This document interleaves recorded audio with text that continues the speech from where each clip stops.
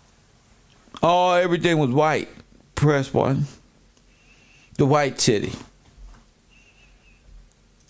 As beautiful as the buildings were, they were only designed to be temporary. Most As beautiful as whatever you thought you saw, they was only there to be designed temporarily.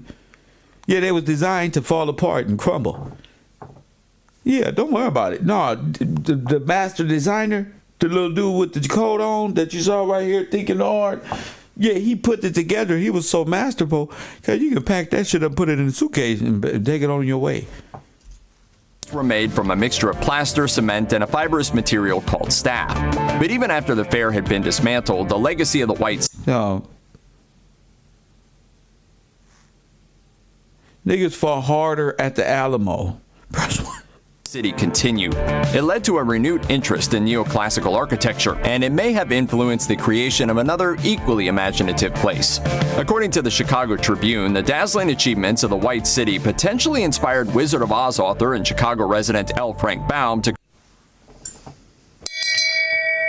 Shame. Shame. Ladies and gentlemen, Shame. ladies and gentlemen, ladies and gentlemen, ladies and gentlemen, we got him, G. Now, what a coinky dink. Shout out to whoever this is in my Cash App, Taj, for I'm 10 minutes behind. Love how you roll it. Shout out to Taj Payton out there in the world, Tiffany Jones and Timothy Pittman. Shout out to all three of y'all in my Cash App. Now, what is going on here?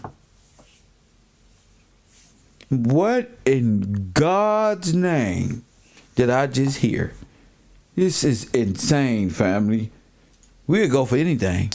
According to the Chicago Tribune, the dazzling achievements of the White City potentially inspired Wizard of Oz author and Chicago resident L. Frank Baum to create the book's Emerald City. The 1889 Paris... Why would it be white but emerald? Coffee and Kush TV. You on the air. What up? Yes, good morning, my brother. This is Brother Jamil from New Jersey by way of Macon, Georgia. Shout out How to you doing, my brother? I'm good. It's always a pleasure talking to you, man. I get inspired every day. But I wanted to bring out, I brought something out to your attention when you were talking about the fort, the Fort Knox. Okay. And Fort Knox, it made me come back, and I was doing some thinking yesterday, and I said Fort Knox, and I said the Amber Room, and I Googled both of them. I said Fort Knox and the Amber Room. And then what came up was the Solomon Knot. And I looked at it because what made me look at that and search that, I was looking at the angle of the picture. The Solomon Knot. Yeah, the Solomon Knot is the square inside the square. Yeah, it's kind of like an X. Yes, and if you look at the building itself, it's a square inside of a square. The Fort Knox and stuff. So I said, yo, what is the coincidence that they have the structure, the symbolism of Solomon's Knot and Fort Knox? So it made the relationship that you were drawing yesterday, it made it even more closer because now it shows the reality that's a possibility. You mean the building of the temple exactly made the foundation. Got you. Yeah. Yeah, so I said that was important information to draw reference from to look at, and I wanted to share. Well, you see within the knot is what they call the Nazi logo. Yeah, I seen that too. You see that? So, seen that too. So does that make okay?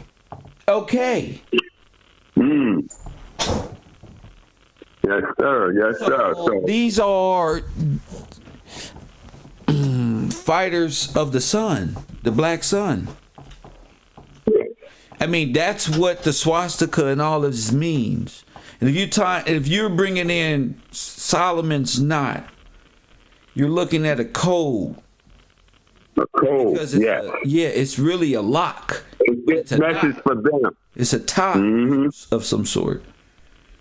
Because Roosevelt knew he wasn't going to be around long enough to see his people through this, and that was a cover-up and message. They always hitting symbols They hit messages and symbols so they can be able to communicate with their future generations.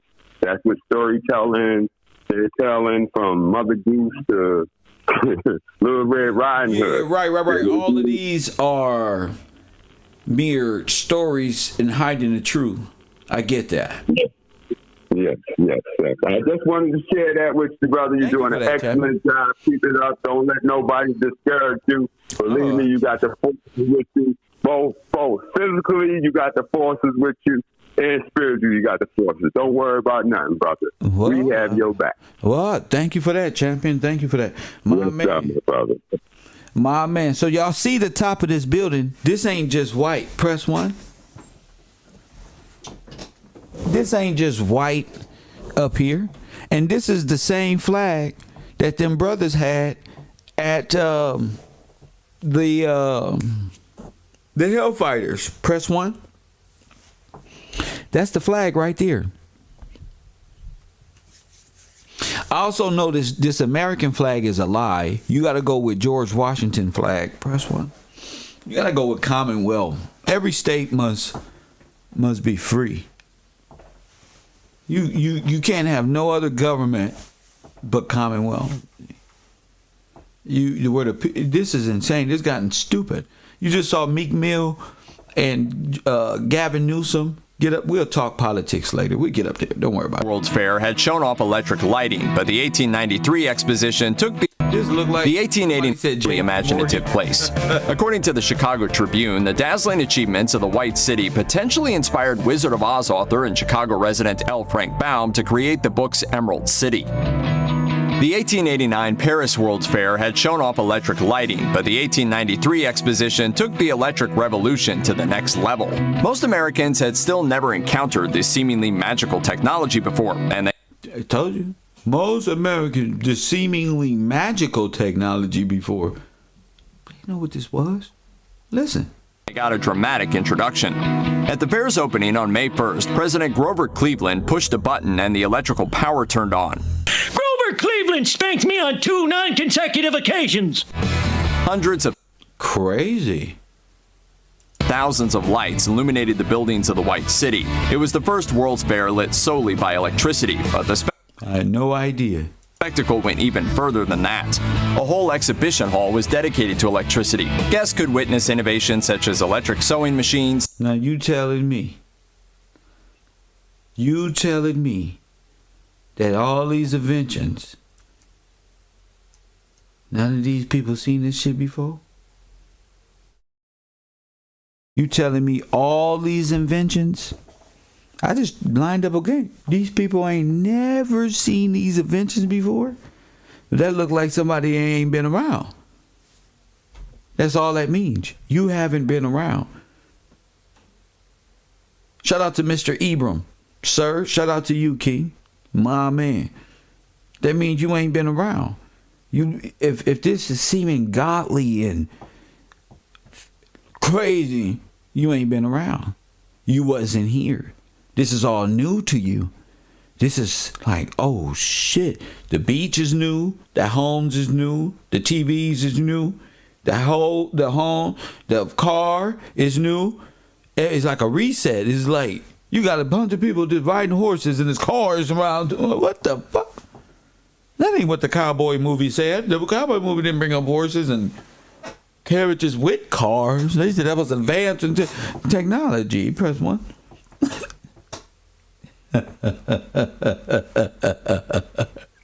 So it's up to you to say why you are etched out of whose it is. And that's what thieves do.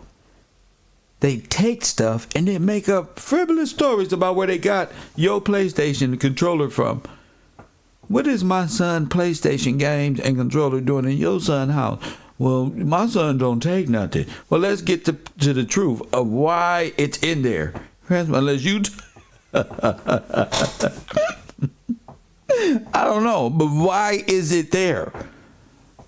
Oh, no, we dug this out the trunk of Adolf Hitler. No, sir, if it's not yours, that's not your trunk. That's Adolf Hitler's, right? You must get that documented and return it back to where his ass stole it from. You don't just make up stories and say, oh, Hitler, this must be the shit Hitler stole from us. Oh, we just take it back. Hitler took that from somewhere else.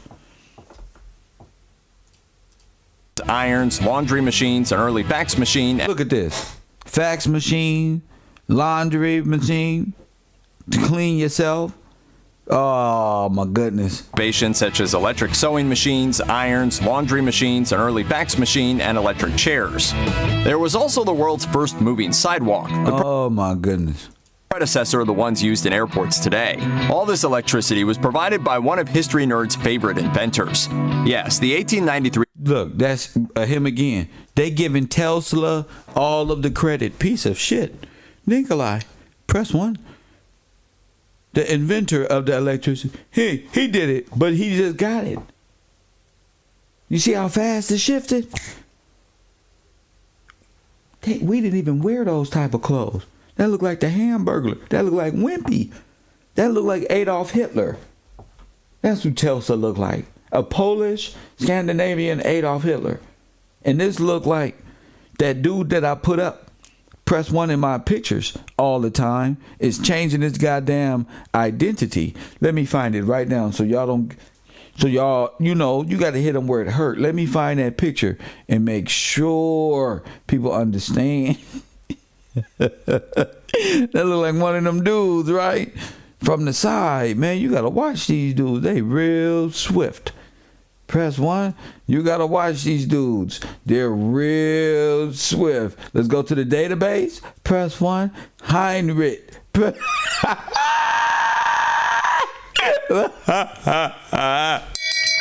God damn it.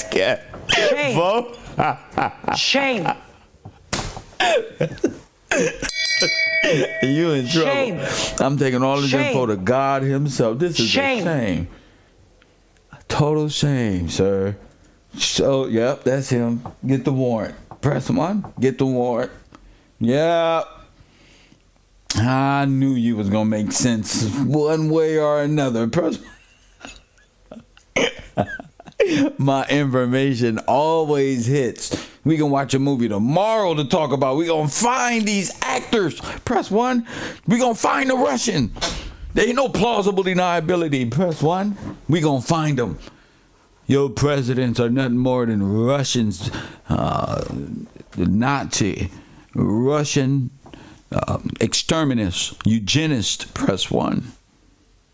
To attack the trust of the beneficiaries. Press 1. You got to know this, G. I'm proving it to you. I'm not on no dang Calloway. I'm showing you right now how they did it. The exposition is part of Nikola Tesla's unbelievable real-life story. Tesla sold his patents for an electrical system based on AC current to George Westinghouse. George sold his... Wait, Nikolai sold his shit to...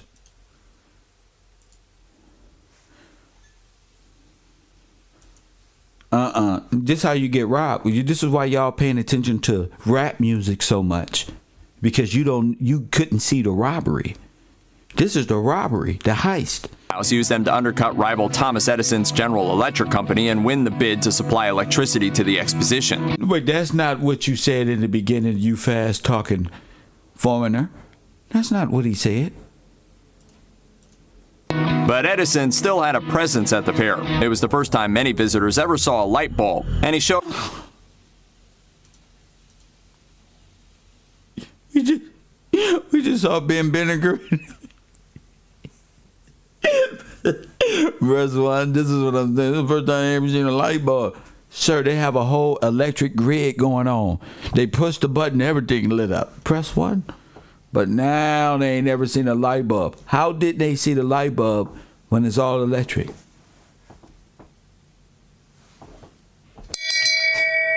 Shame. Shame. Y'all just Shame. compile lies on lies on lies, and the shit don't hit the heavens. Off his kinetoscope, an early device showing moving pictures. Although World's Fairs were supposed to unite people from different countries, there were also opportunities to show off what your city and country was capable of. Like war stuff? Kind of like the Olympics. Chief of Construction Dan. Let me ask them something. While World War I and World War II and the Great War was going on in real life in y'all countries, why are y'all presidents and dignitaries over here showing off y'all military might in America at the same damn time? Press 1. I mean, if y'all having this much war and conflict and you broadcasting black men, Negroes, come protect, help, press 1. Why are y'all, when they leave, y'all friends huddled up at the World Fairs, shooting guns with each other, playing cowboys and Indians, being racist over here by everybody? Like, I don't get how you're at war over there, but you're so friendly with each other right here in the Americas at the time where y'all just was fighting right there with each other. That's why I don't get Japan, America, USSR, and Germany, and China and shit fighting each other in World War I and II. Where in World War I, they was all friends. They just switched friendships and start fighting again and said, here goes some more history. I don't believe these historical, I don't give a fuck about no battles. I didn't get one. We not the children of pensions of war. Y'all stole every goddamn thing. Press 1. I don't want to know nothing. I want no money, just the truth. We got common law. We already free. So next is the truth. This is a shame. Daniel Burnham was especially keen to outdo the 1889 Paris World's Fair, which had unveiled one of the most iconic structures of all time, the Eiffel Tower. He got his answer from a structural engineer named George Washington Gale Ferris Jr. Shame. Shame. Shame. Shame. Shame. Shame. I can't do nothing. Every day I wake up is this George Washington. George Washington. George Washington. Oh yeah, George Washington. Brett Garney Heinrich. Press 1. George Washington Smith. Press 1. George Washington. This one and that one. Press 1. Sir. Sir. Play. Mo. Now we're talking. George Washington. Who? Sir. Ooh, these people cold. They don't even got a picture of him. They just got artwork with milk spilled on top of it from a McDonald's art program. Press 1. They don't even make no damn sense. Kev Row. Somebody spilled something on them. Ferris's original job at the fair was inspecting steel, but after learning that Burnham was looking for a centerpiece, he presented his idea for an enormous wheel spinning on a central axle. All this great thing, they couldn't get a wheel spinning on a single axle. Get the fuck out of here. This was no carnival. But they were using a carnival to cover up what they were doing. Attraction. According to the Chicago Architecture Center, it stood 264 feet tall with 36 gondolas around its outer edge, each able to hold 60 people, thus carrying a total of 2,160 riders at a time. Burnham was skeptical. What Burnham and Balaam do? They set up a carnival right in the middle and then tore your whole shit down. He said, oh yeah, the attraction is going on. This is how we gonna do it. Take some picture. All right, so when we tear the carnival down, we tear they shit down, nigga. That's how. It's like the Trojan horse.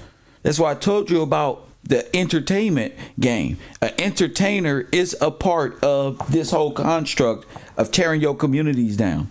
Don't they get the football clubs to steal your land? Don't they steal your land? And then where Jay-Z go?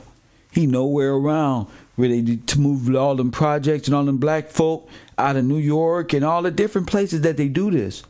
This is a traveling circus. And they're here for what you walking on and give it to international corporations so they can get little pats on the back. And you enslaved. You are enslaved. And major debt may make you cover the cost of a fucking team winning the Super Bowl when they said it ain't even going to affect you. It is if it's on land it's going to affect you. Every football field out here must be funded by, it always end up getting funded by the taxpayer. That's why you don't pay taxes. You pay tithes to God. Press 1. Taxes is for Roman Catholicism, Orthodox Christian churches that have turned their back on their own oath. Press 1. Especially here in America, they have no jurisdiction here. No corporation nor foreign church of incorporated status have no jurisdiction in owning nothing on earth, and they all can get their religious asses together and hibernate. If you ask me, I don't care. They don't have the jurisdiction over free men. That's what y'all not getting. I think y'all too scared. I think you scared to say you're not a free. If you don't declare yourself free, you're not a man. You're 3/5. You're a servant. You don't deserve nothing but what you got. If you can't, they got a new movie with Will Smith, and I told y'all they was gonna do this. It's called Emancipated. I told y'all. I said it happens. You just ain't figured it out yet. You got used to Kev smoking weed all the damn time. You forgot. I said it happened. They got Will Smith, Emancipation. You have to be free. You have to be. You got to learn the language of being free. Riding around on rims, that shit is not free, bro. Dr. Carver, who made that Ford assembly line, shaking my head. We're not talking about none of that. We're talking about freedom. And Ferris spent his own money running safety tests. Eventually, he succeeded in convincing Burnham, and the Ferris wheel became one of the exposition's main attractions, with approximately 1.4 million visitors paying the 50-cent fee to ride. I would really like to take you out. Friend, do you mind? You can't fit more than 2 people in Chicago around 1885 and started working in a pharmacy in Englewood, eventually taking it over. He had a building constructed nearby on 63rd Street, which... This the building? A whole castle, a whole mini throne. Which he ran as a hotel during the fair. Later dubbed the Murder Castle, Harper's report... Wait a minute, that's not the same place, sir. Press 1. Oh, no. Constructed nearby on 63rd Street, which he ran as a hotel during the fair. Later dubbed the Murder Castle, Harper's reported in 1943 that it contained secret passageways, staircases that led nowhere, rooms with no doors, gas fixtures that led into bedrooms, and a kiln in the basement. Guests and employees got lost in the dark maze, and Holmes would torture them, kill them, and dismember or burn their bodies in the basement. So this is common. This was common back then. Many historians now believe that stories about Holmes and the murder castle were exaggerated by the press at the time until they became myth. That said, there's strong evidence that Holmes did murder multiple people, including children, as part of his many insurance scams. Estimates range from 9 to 200, and at one point he confessed to 27, but some of those supposed victims were still alive. According to Harper's, Holmes was caught in November 1894 after murdering a longtime associate. And they got him To claim the insurance. He was hung in Philadelphia in 1896 for that murder, although a conspiracy theory that he escaped led to his body being exhumed in 2017. Rolling Stone reported that tests confirmed it was indeed Holmes. World's fairs showed off the latest innovations from around the globe in a variety of industries, and some famous products today tie their histories to the 1893 World's Fair, correctly or not. A common story has Cracker Jack being introduced at the fair by two German brothers, but according to NPR, it's possible that the popular 1908 song Take Me Out to the Ball Game, which name drops the brand, was actually responsible for its success. Similarly, Pabst Blue Ribbon did not win its titular prize at the 1893 World's Fair, although the brewery did take home the award for best beer. Another product supposedly introduced at the fair was Wrigley's Juicy Fruit chewing gum in Hungarian. Come on, y'all. Come on, y'all. These don't even look like the same type of people who would be in those types of buildings in the first place.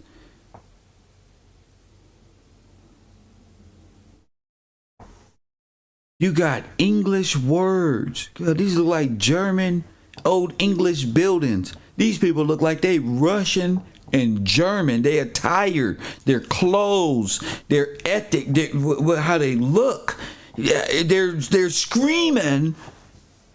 We're not from here. We don't even belong here. I don't even know why we in these pictures. They all look like immigrants. Brothers-in-law Emil Reichel and Samuel Ladani had such success selling their Vienna sausages that they started the Vienna Sausage Company, which still dominates hot dog stands today.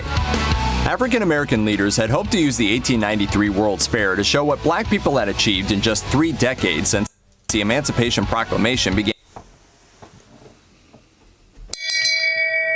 Shame. Shame. Shame. And the end of slavery. But while all 44 states at the time were represented, along with many other countries, the organizers refused to let African Americans exhibit as a collective group. They were also excluded from organizing committees and the opening ceremony, and black women were rejected from participating in the women's building. But some black leaders still found ways to make their voices heard, literally. If you know the crazy real-life story of Frederick Douglass, you know he wasn't easily deterred. Douglass was invited to represent Haiti at the fair, and he used the ceremony. Represent who at the fair? Shame. Shame. Shame. Represent who at the fair? Not like this. Not like this.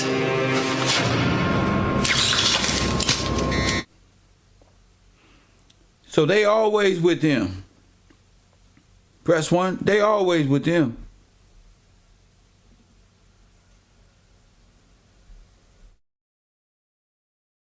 Yes, sir.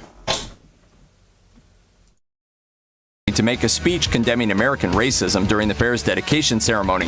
When the fair opened, he and fellow civil rights legend Ida B. Wells and 2 other activists wrote and handed out a pamphlet on the same theme. The organizers made one capitulation. They deemed August 25th a day for celebrating African American achievements. Douglass was set to give another speech. However, when someone in the crowd heckled him about, quote, the Negro problem, he tossed his notes and delivered a blistering on-the-spot rebuke. What is the Negro problem? Shame. Shame. What is the Negro problem? Shame. When they found out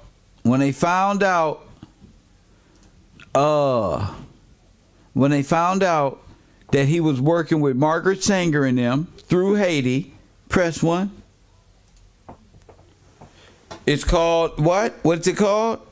The Negro problem. Once they found out, he too, black folks wasn't going. Oh, you trying to get us in eugenics. You a spy for them. You trying to get us evaporated. That woman said the Negro problem.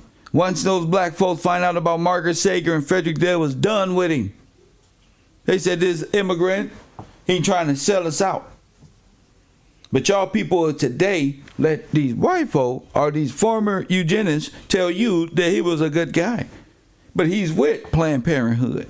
He's with the extermination and eugenics for a fast buck. Those are your heroes of the past and the ones you had all the way up until Mr. Gillespie. Press 1. Superman, Iron Man, Apocalypse, I'm all of them. Macho Man, Randy Savage, Stone Cold, Steve Austin, all of them. Kane, all in one. Press 1. Will Smith, Denzel, Chris Rock, Day-Day, all of them in one nigga. Press 1. God is good. Shut up. Sit down in the back. Press 1. Hater. That's why. You don't need them. They all sellouts. Be the same ones advocating for it's a murder. They baby free. Go to Planned Parenthood. Exterminate 65 million Afro-American children with no remorse. Long as you got a check in your pocket. Huh? His wife is foreign. That's what your mind goes with foreign, liberal, Marxist ideologies of how you need to exterminate your babies. That's what it's about. You convincing their mamas and daddies, please help us convince these black people to get rid of themselves. Okay, but how much I get paid? Press 1. How much I get? What you want me to do? Sing and dance? Tap dance? What do you want me to do? I want more money. So this is what the Negro problem is. It's too many of y'all. We need to exterminate these Afro-Americans. For you are from Haiti. You want one of these little white girls? Well, if you can do this for us, we'll get you a nice little milk of magnesia. Press 1. You can go and boy, they'll look at you and highlight. Press 1. Boy, you don't made it. I'm done with this community. Although African Americans were not allowed to represent themselves, black and indigenous people from other countries speech. So to be real, Planned Parenthood and the Negro issue was a big part of these people's gathering. The Negro issue. Let's go. However, when someone in the crowd heckled him about, quote, the Negro problem, he tossed his notes and delivered a blistering on-the-spot rebuke. Although African Americans were not allowed to represent themselves, black and indigenous people from other countries had their own exhibits. But in some ways, these may have been worse than having no representation. The exhibits were excluded from the Grand Court of Honor. Instead, they were housed on the Midway Placine, the entertainment strip. That's housed in the literal sense. The exposition became a temporary home for people representing some Native American tribe and from people from Dahomey in West Africa. Shame. Shame. Shame. Press 1. Y'all ready? Press 1. Gotcha. Come on. Come on. Come on, right there. As page 54 of the official guide to the fair put it, the idea was that visitors could watch them cook, make trinkets, perform their songs and dances, and go about the ordinary routine of life in their tribes. They were treated more like animals in a zoo. The literature and media that came out of the fair endorsed this twisted perspective. Now, let me tell you something. Black people think they came from here. Afro-Americans think they came from here. Dan Calloway, teach your people that they came from here. Dan Calloway, Kareem, foreign agents. Don't talk to people. Even, and this was invented right here, in the World Fair. Dan Calloway and Kareem don't taught you Negroes that y'all some Indians from these tribes way back over there, and that y'all is indigenous to this land because they brought you here and they found you here. Get out of here. Coffee and Kush TV, you on the air? What up? What up, Kev? Water World. What up? You heard what he just said? What's that? He said blacks couldn't represent themselves, but they could represent other black people and indigenous people. And then, so the African Americans here, or the blacks, the Afros, Negroes here, they was here already, but they couldn't represent themselves, but they could go ahead and represent the man that helped put them in slavery, basically, because, again, it was the ones that looked like us that put us in slavery. And then if you watch The Woman King, they talk about the Dahomey tribe, and it shows that they were the ones that was putting the black people in slavery. But let's go back to the same tribe from the Woman tribe? Yeah, that's the same one. I knew that's that crazy. Shit sounded real familiar, boy. You telling me that's the Woman King tribe? That's the Woman King tribe. That's all like, wait a minute. Because you put in Frederick Douglass, okay, but he worked with them, like you said. It had to take them to come in here with us to represent. That was basically our representation, right? Yeah, and then he was with the white folks. Dignitary, right? The Haitian dignitary. And then there goes Haiti again. Remember when you put us on with the Clinton Foundation in Haiti? There you go. How they work and smuggle. I'm like, wow. Then Kev just put us again on here because he just said that the blacks here can represent themselves, but they could go represent the other foreigners, the other black foreigners from West Africa and Dahomey, and they could put their establishments. I thought they were slaves, so how can they put their stuff there and they're supposed to be slaves? They was never slaves. That means that they work with the other nations to come and conquer America. But you own it. That's all I have to add on, Kev. Sure, what I'm saying is completely is that storyline is false completely. Yeah, it's all false. It's false completely. The nations that they said completely, the niggas is exterminating, going in extermination camps is at war. Yes, sir. The real Afro-American men and families are in internment camps at this time. This is 10, 20 years after the flood, the fires, what they call the earthquakes is really just war, a lot of war. So this, you brought that up too. Afterward, go ahead. Remember how you brought that up? My man, Waterworld, get back with you. Your phone went out. Coffee and Kush TV, Waterworld, get back with you. Your phone went out. Coffee and Kush TV, you on the air? What up? Hey, what's going on? Kev Gillz, been watching for a while. This Aboriginal power. What's going on with you, bro? What's up, champion? Hey, man, you going in today with these World's Fairs, man. I don't know if you ever did no research on the Philadelphia World's Fair. It coincides with what you're talking about. They've been lying, fake constructing these fairs, acting like they constructed all these structures, 200 structures in 2 years, and then just got rid of it. No, this is just them getting rid of your old science of the old government and cities that we possessed at one point in time.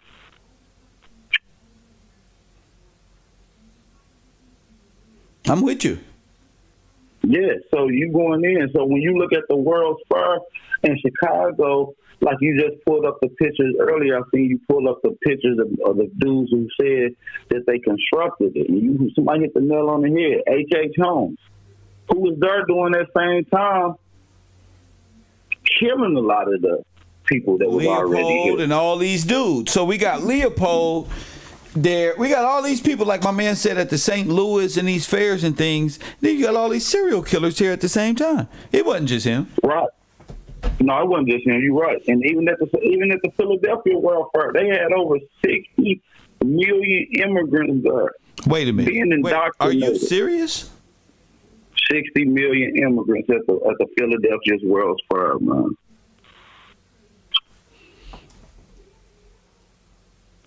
$60 million, man. And that's the same story they try to tell you, man. Like, they all came there for the indoctrination process.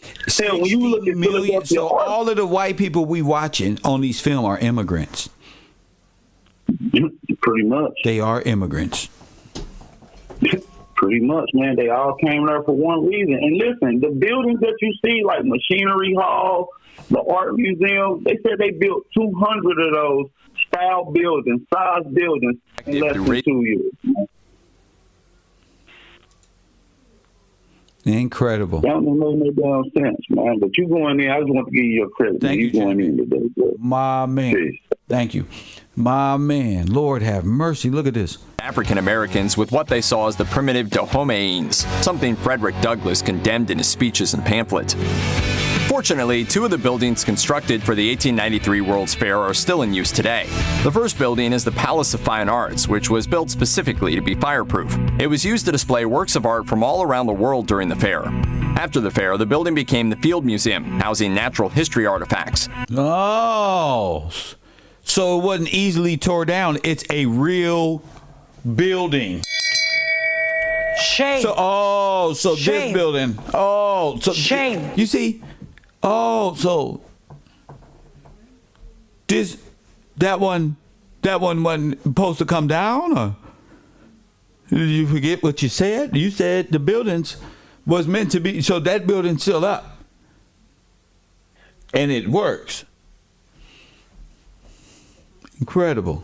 In 1921, the museum moved to its current location on Lakeshore Drive. The building stood empty until a restoration project started in 1926 prepared it to become the Museum of Science and Industry, just in time for Chicago's next World Fair, the 1933-34 Century of Progress. Now, wait a minute. This is the theft. 1933. It's still there. The current entrance was the back during the fair. The other building may be more familiar. It's one of the things in Ferris Bueller's Day Off you only notice as an adult. Bueller.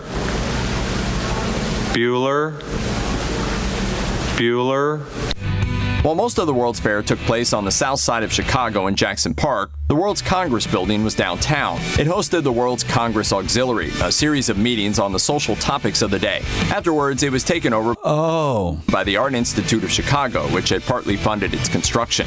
We can't visit the 1893 World's Wow.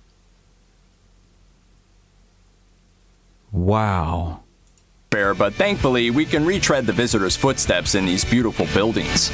Check out one of our...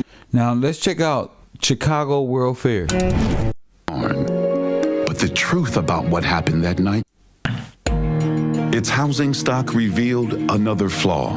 Chicago was a city of haves and have-nots. That's that same dude. Look. And the house was a wealthy and substantial. A messenger summoned Mayor Roswell B. Mason from his sleep. Roswell Mason was at home in his bed and a man pulls up on horseback and yells from outside the window, "Mayor, the city is burning."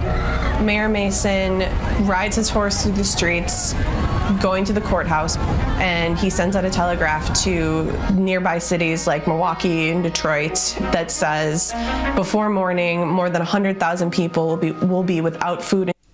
Barrels of hard cider, arriving before the building was engulfed in flame. Where the fire started lay in ashes. But remarkably, unbelievable. Unbelievable. What I want to take y'all to right now is San Francisco. San Francisco. I want to show y'all, like, keep these time frames. Always write down these times of San Francisco. Listen to how they narrate. Get familiar with the words that they use and how they sugarcoat. for lack of words, sugarcoat, go over, what really happened. I'm really at a point where I'm like, damn, they really bombed these places. These were all a part of bombing. So that's my main topic is, did America bomb? Well, let's just say, did they bomb us in many different parts of America? Not just the east or west or north, south, all of it. I'm not sure how it's gonna go, but I'll give it a try. Listen to this. Welcome. Now here, in this opening shot, we're looking at a picture of San Francisco. I believe the date is 1870 something. Now this is before Wilmington cowboy days. Press 1. Shame. Shame. Shame. This is before fucking these little stories that y'all got in y'all head. This is 1870s. And it is pre-earthquake. And of course, before the earthquake. San Francisco beginning in 1849. Hence the 49ers. And this is one of my favorite pictures, challenging the narrative that in about 25 years, we have a complete build-out of the city of San Francisco. And not just a build-out, but a beautiful build-out. In 25 years, and in another 25 years after this picture, we would see the complete leveling of the city of San Francisco. And so mind-boggling are these photos and trying to make any sense of them that Matt was proposing that some of these may be faked or photoshopped, and especially pertaining to the film footage shot before and after the earthquake on Market Street. Oh yes. We got into the film and cinema and the manipulation of the Photoshop and the video and putting themselves in video, making it appear as if they were here. But it's actually been done in the studio. Which is insane, which is probably how they got to Mars. It's the same way they were here in time immemorial. And we'll have a little look at those today. But next I want to just jump over to a very similar photo. Does it look developed to you guys? Does it look like cities, and does it look like teepees? Does it look like I don't know what the hell y'all think the 1800s was like. All I see is niggas shooting, doing the same thing, but I'm trying to figure, like, what? Where y'all minds at? Are you in Africa at this time? Are you on a boat? Where you at? Where are you? Not as glorious, but equally astounding. And it's look at this. Look at this. 1900. Look at this. Press 1. Look at this. Look at this, family. Now, this is what I'm talking about. This is what I'm talking about. That's not fire, bro. That is war, bro. That's like radiant nuclear blast, bro. That's like fallout, bro. That's like atomic warhead, bro. That's like Tulsa, bro. That's like, bro. Those are huge blocks, bro. Huge blocks.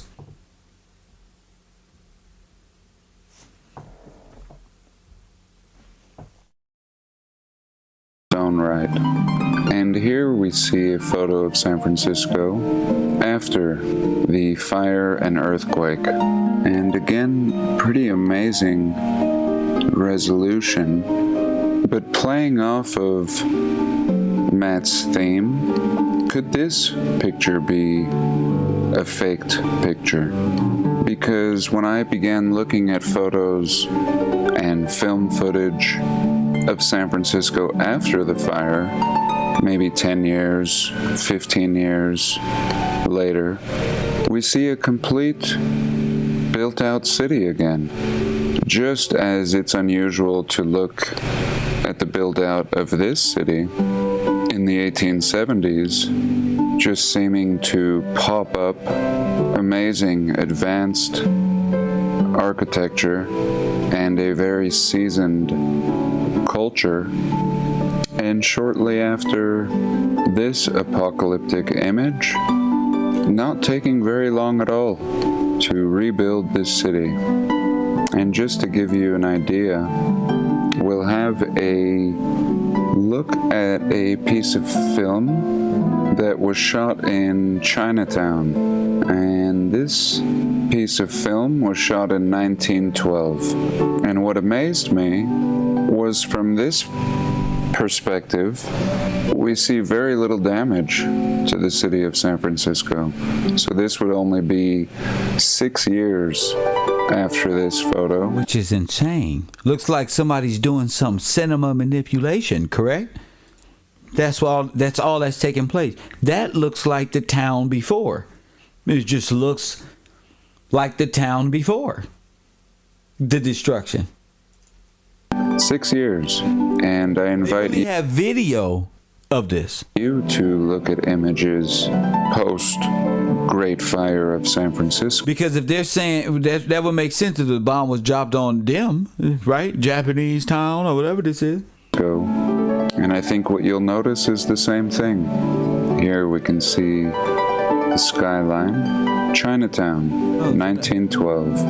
Heinz 57. When was Chinatown ever the whole country? The whole city? When was Chinatown ever the whole thing? 57 Heinz. There ain't even no Chinese words on here. Ain't even no Chinese words on here. There is no Asiatic names even on here, bro. That takes me back to the man in the high castle. They're just here as invaders. As I say, Washington, the Gold Reserve, Oregon is all up north on the West Coast. If you Google right now, atomic bomb dropped in Oregon, watch what come up. Dropped on the West Coast. Watch what come up and watch who did it. Looks like the camera is inverted, but here we go. Very little damage, none at all, actually. The architecture and begin the rebuilding process. Skyscrapers and not seeming at one time. Boom! As if there was a great earthquake and fire. If we're to believe that this piece of film footage was really shot in 1912. This is only 6 years after the earthquake. So really seeming like these timelines are either jumbled or completely falsified. And this city looking just as glorious in 1912 as it did in 1875. That's because it's a video of that. 1875.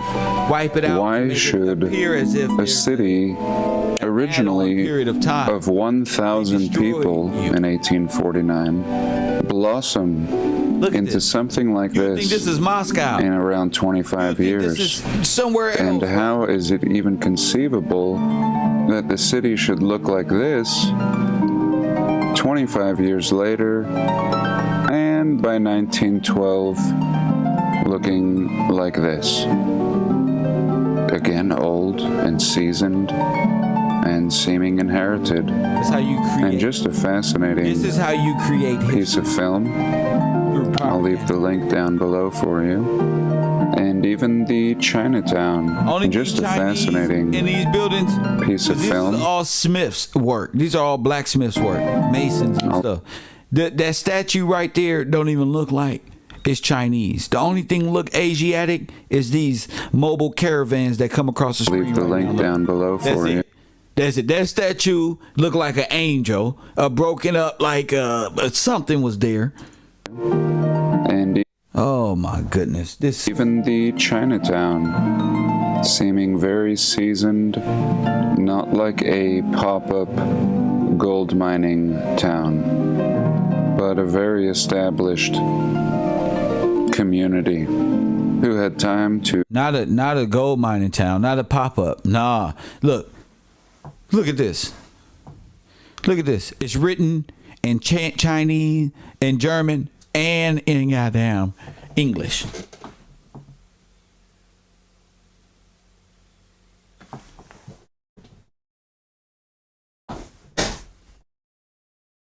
to not only build a city, but apparently build under the city as well. Underground. And to further build. But I tell y'all, the Asians was running the gold mines underground. They were the mine diggers. They were the people who were sold to for jail purposes. They just work like everybody else did who goes to jail. They mustn't be criminals. They gotta go work. So they put them in the mine, and that's what they will be doing. A lot of these people were convicted. So all it is, Holocaust, these different reparations that feeds off the benefits of the beneficiaries of George Washington is just preposterous. Because again, George Washington didn't do that. The federal government and the Pope and all of these people, Germans and Russians, did all it, and your own nation did it to you. On Matt's ideas and the anomalies associated with these. Now, how we got train cars ran on electric? We got trains. We got San Francisco trains, right? We got people walking in the middle of the street. We got cars being run down. We got horses with carriages on it. There are no street signals, nothing. This is how people lived.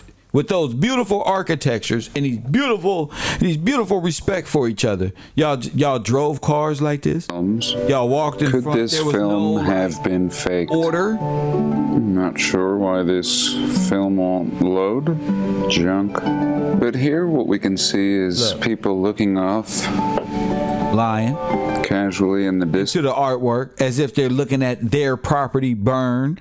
That's how you place yourself in history. You do it through semantics, cinema. You make it seem like, get on the hill. And you roll the other layer, making it appear as if you watching your city burn. That's how you place yourself. But it's really their city, their towns. As the city burns. This is why I wouldn't let the brothers go off into Pangea and stuff of that nature. I know a lot of that stuff, but that stuff is so old. I'm talking about this stuff right here. The actual theft, not pyramids. No, I'm talking about people who work. Okay? People who work, go home, provide for their families, and build, go to church, and build towards the kingdom, not falsehoods of the world. I'm not with every black person that y'all see. A lot of these people are agent heads of the old order, which is a dying old man now. We just see the old order as a dying old man. That's it. Coffee and Kush TV, you on the air. Hey, what's going on, Professor? It's Coop again. What's up?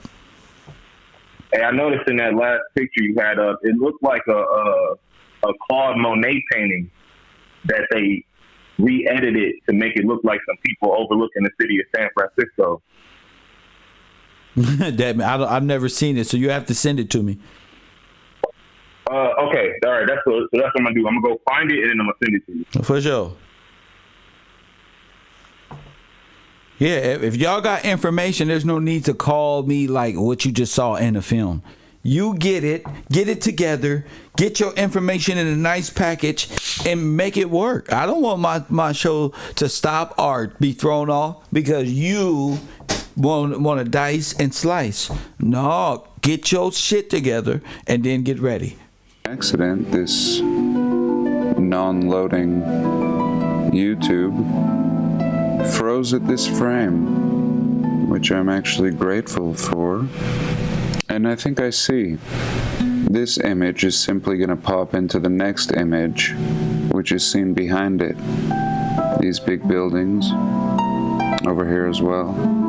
And this actually just bleeding through, giving the impression that there is a massive building amongst the smoke and fire. That's crazy. And really pretty appropriate, giving us an idea of how, very simply, and in this case on accident, everything, Market Street, we see a well-seasoned city and civilization. No, this ain't no well-seasoned. These are a bunch of immigrants. Now, could these be the prior people? I don't think so. How you got cars and horses and trains and people with babies? Now, could the carriages with their life savings on the back of these horse carriages like it's the cowboy days when they have cars? These be the prior people? I don't think so. No. I think these seem like the inheritors. The people who stole. You can't inherit the inheritors. That mean it was given to them? By who? Even this person is saying, is this the people from here? No, they must be the inheritors.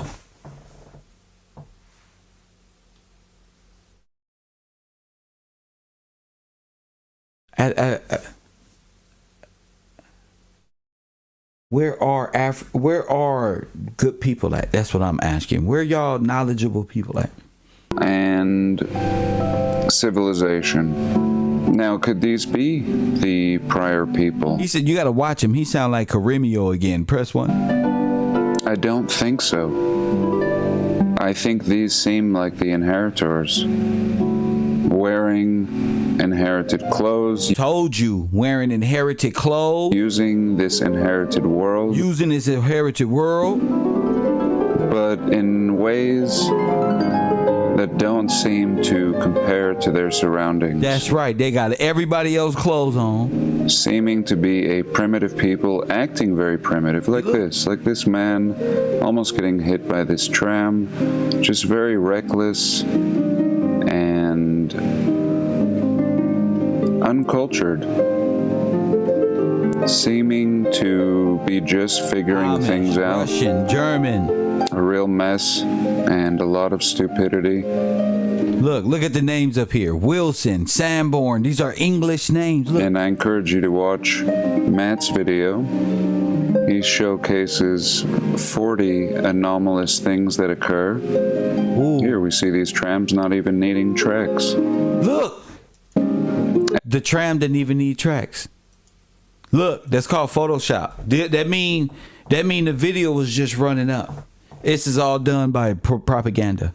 The video, everything, they're using American upholstery in buildings. You see how the buildings are all slanted? It looks like because it's cinema coming towards you. So it's to appear like people are crossing in front of you. But the train literally goes across. There's no track. This inherited world. There's no track. So there it is. But in ways that don't seem to compare to their surroundings. Seeming to be a primitive people, acting very primitive, like this man almost getting hit by this tram. And it's just rolling. Just very reckless. Repeating itself. This film is funny. Uncultured. Seeming to be just figuring things out. A real mess and a lot of stupidity. Watch the tram cut across the street. And I encourage you to watch Matt's video. He Look at showcases this tram. It's cutting across the street right here. 40 anomalous things that occur. Here we see these trams not even needing tracks. And just a mess. Just an absolute mess like what you just saw there. I mean, these people are completely reckless. And he was considering that this whole piece of film footage may have just been staged. Oh my God, who is this guy? Who is the guy you're talking about? I'm going to watch that one because it is staged. You can just so ridiculous. And why? I don't know. To hide. Just an idea. And again, this was filmed 10 days before the earthquake. Boom. Press one. Boom. And put themselves there. Miraculously, this piece of footage, they tell us, was shipped out the day before and preserved. And the man in the high castle.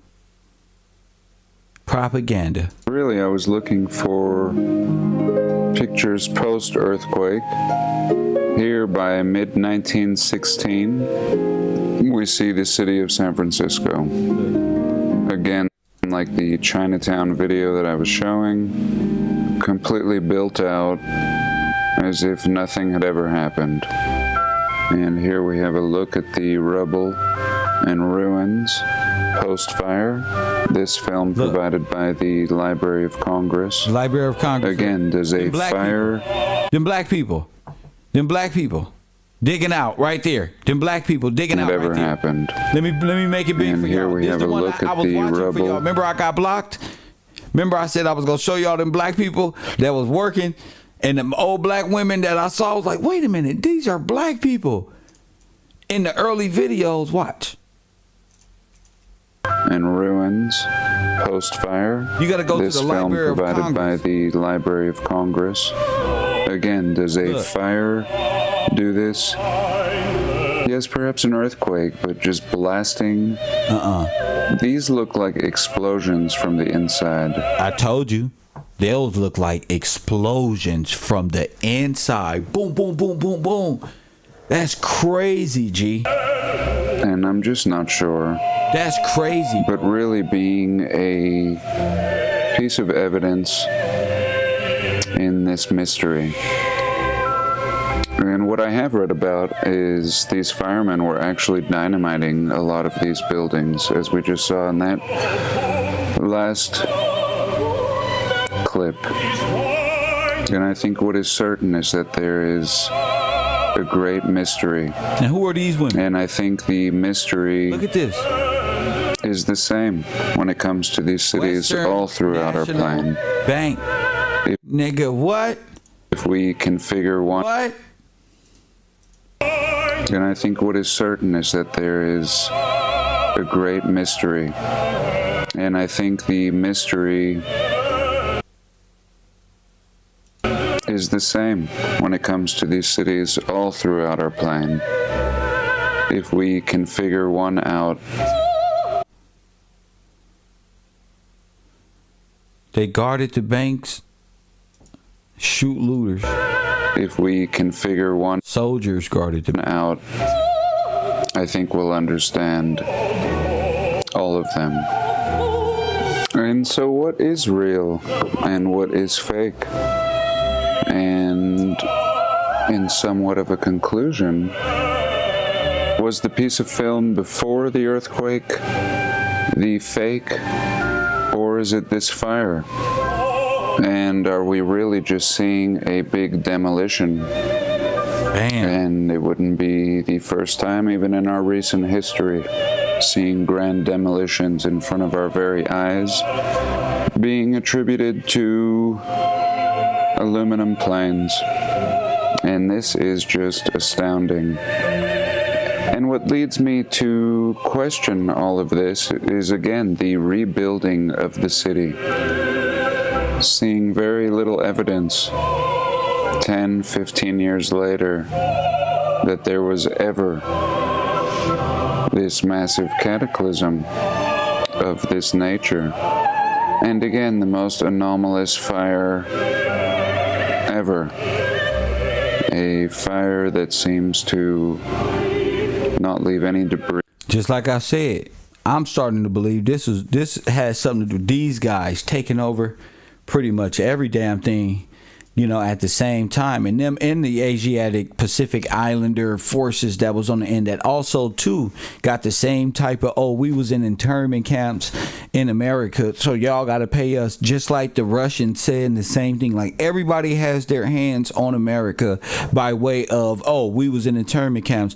But if Afro-Americans say, wait a minute, we weren't in internment camps, y'all say, yeah, but that was when y'all was slaves. Huh? No, brother. 424-209-9506.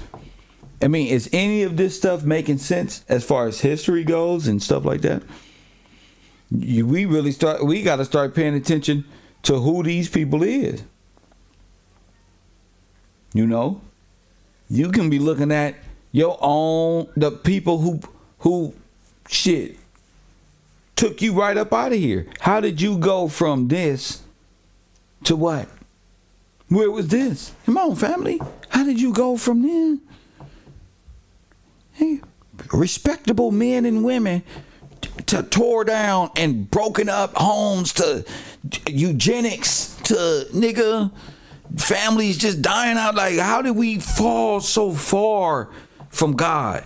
Press 1. How did we fall so far from God? And I'm telling you right now, by way of propaganda. By way of propaganda and not following the law, period.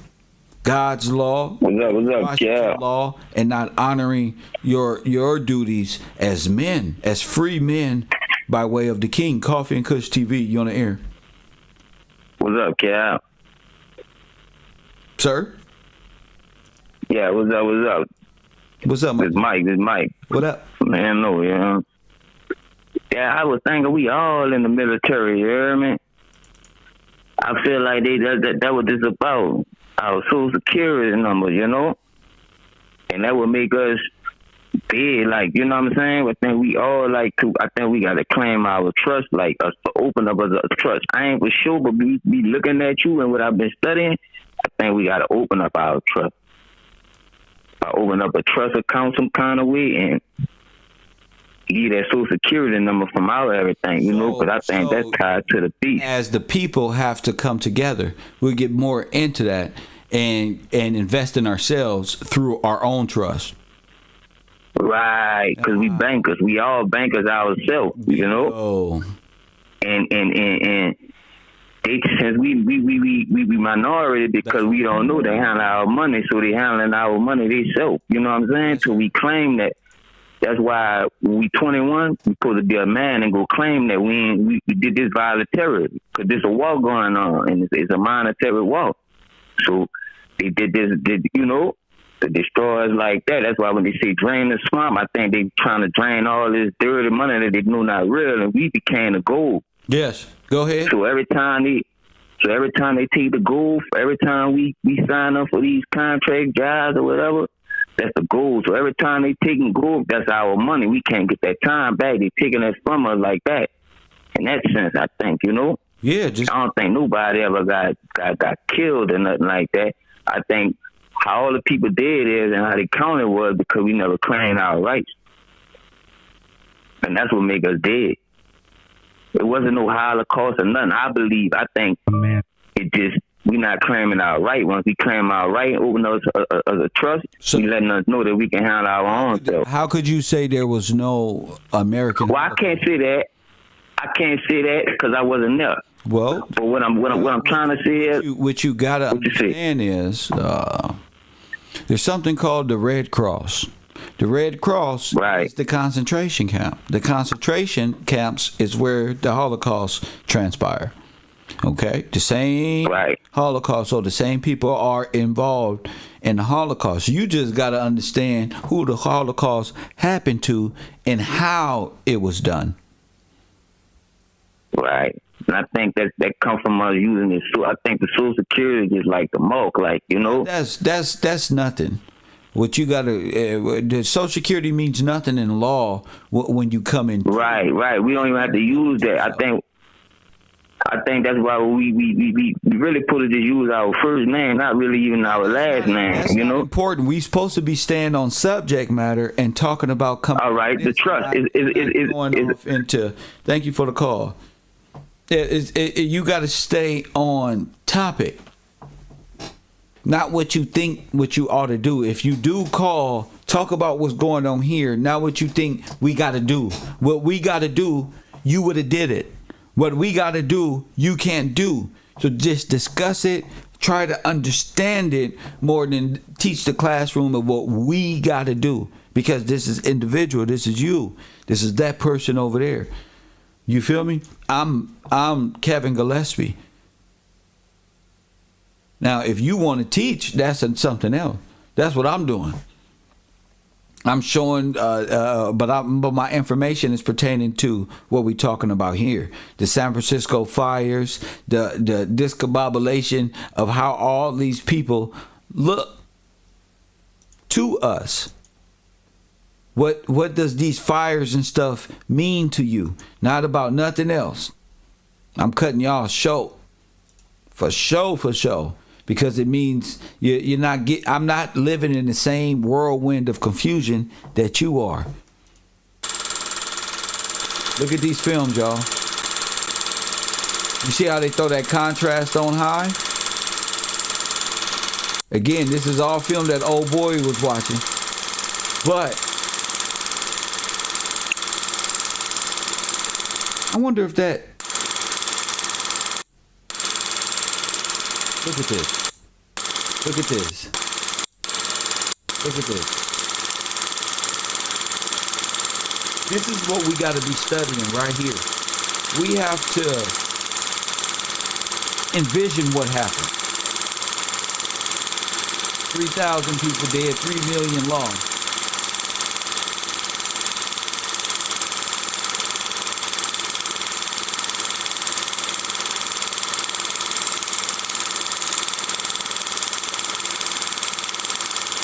And I want y'all to really look at this.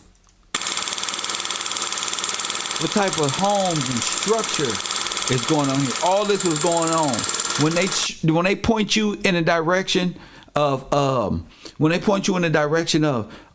this town had a massacre. No, this was the massacre. This the way it looked. Shout out to you, Our Khan. This is the massacre.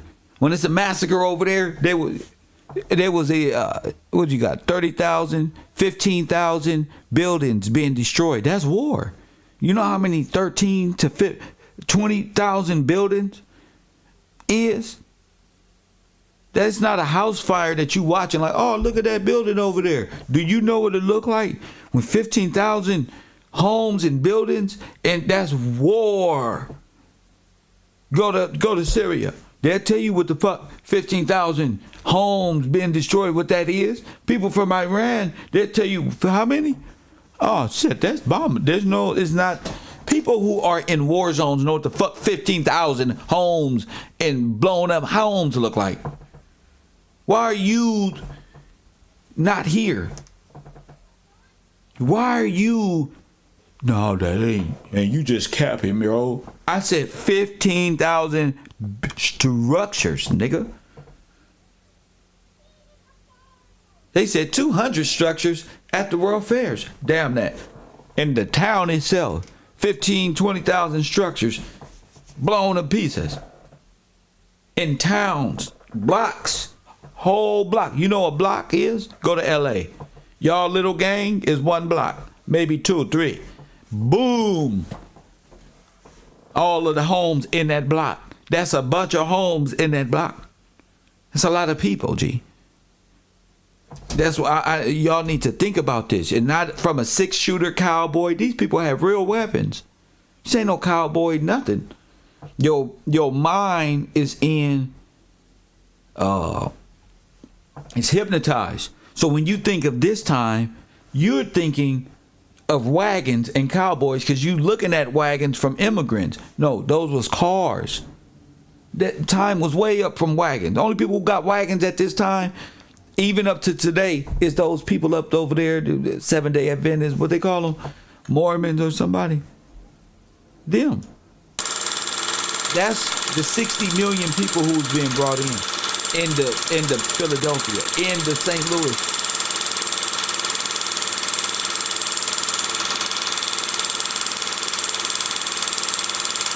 They tearing these buildings down, bro. If this was being done today, they'd be like a supersonic weapon from sound or something tore that down.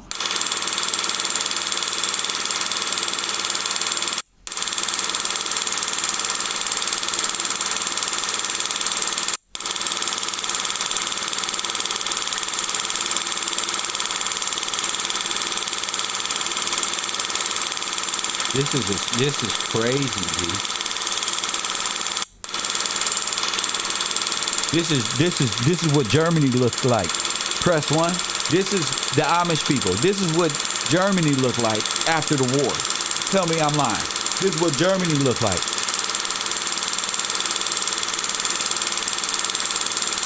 This is what Germany looked like.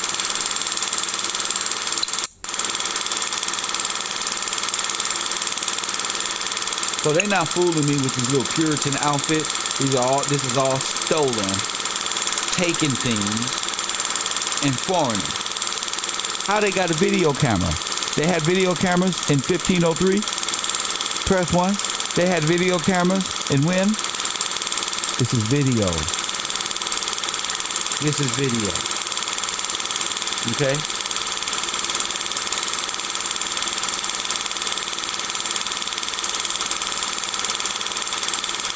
That stuff ain't supposed to be there.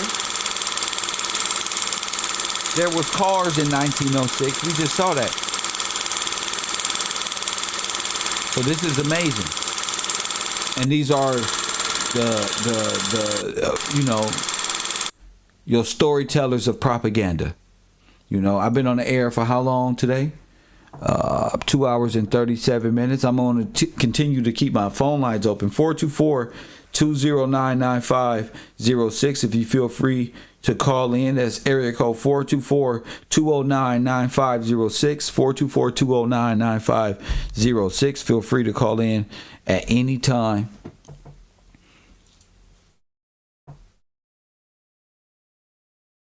At any time. Press 1.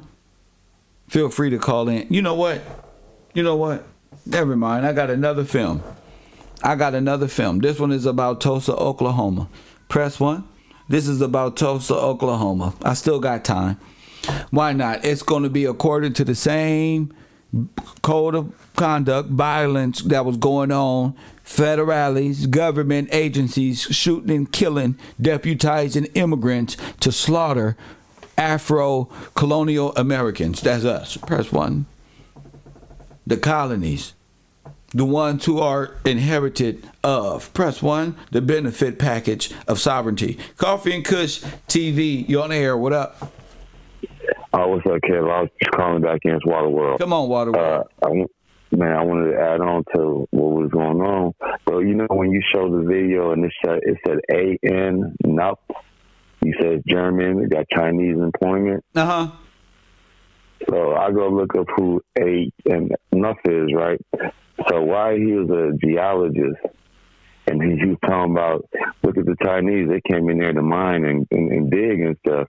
So this was around the 1912, around the little time period the earthquake came and stuff. So they're going to nominate him for, like, in the National Geologist Society, and he moved his family to D.C. So I'm like, so how a geologist from Germany got an employment center for the Chinese, and then you know what geologists do? They go ahead and work with the land. They know how the territory's going. Yeah, and they dig, and the other ones dig that territory. So that's an allegiance of communism between China, Japan, and Russia and Germany and all that, and communists over there. It's just crazy how you just mapping it. Like I said, all what you're saying is real live time for us. Like a couple of grandmas ago, this ain't that goddamn hard really when we start putting our heads together and just like you said, use the time frame. Because come on now, you showing us cars back in the 1800s. Come on, G. And then in the 1900s, it's only these people with carriages again. Something's not going on with the cinema in this Photoshop video. Yeah, but that's all I have to say, Kev. I'm just keep on doing some more research. We back at it. We're going to keep going. Maybe the miners secretly placed bomb underground in key areas. They did. What you talking about? They did. The miners were doing it. Yes, underground. That's why old boy said it looks like they were blown from the inside out.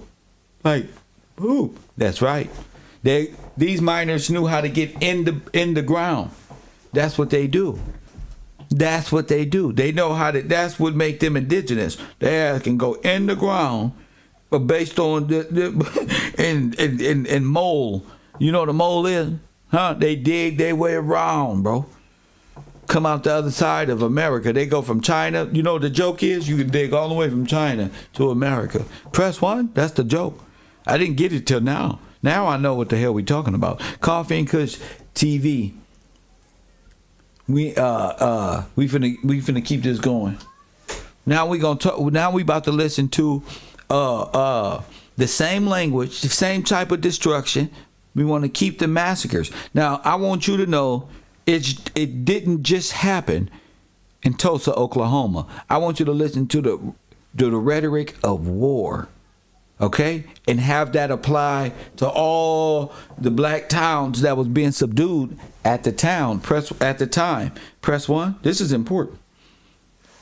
God bless y'all. Let me see. Back to it. All right.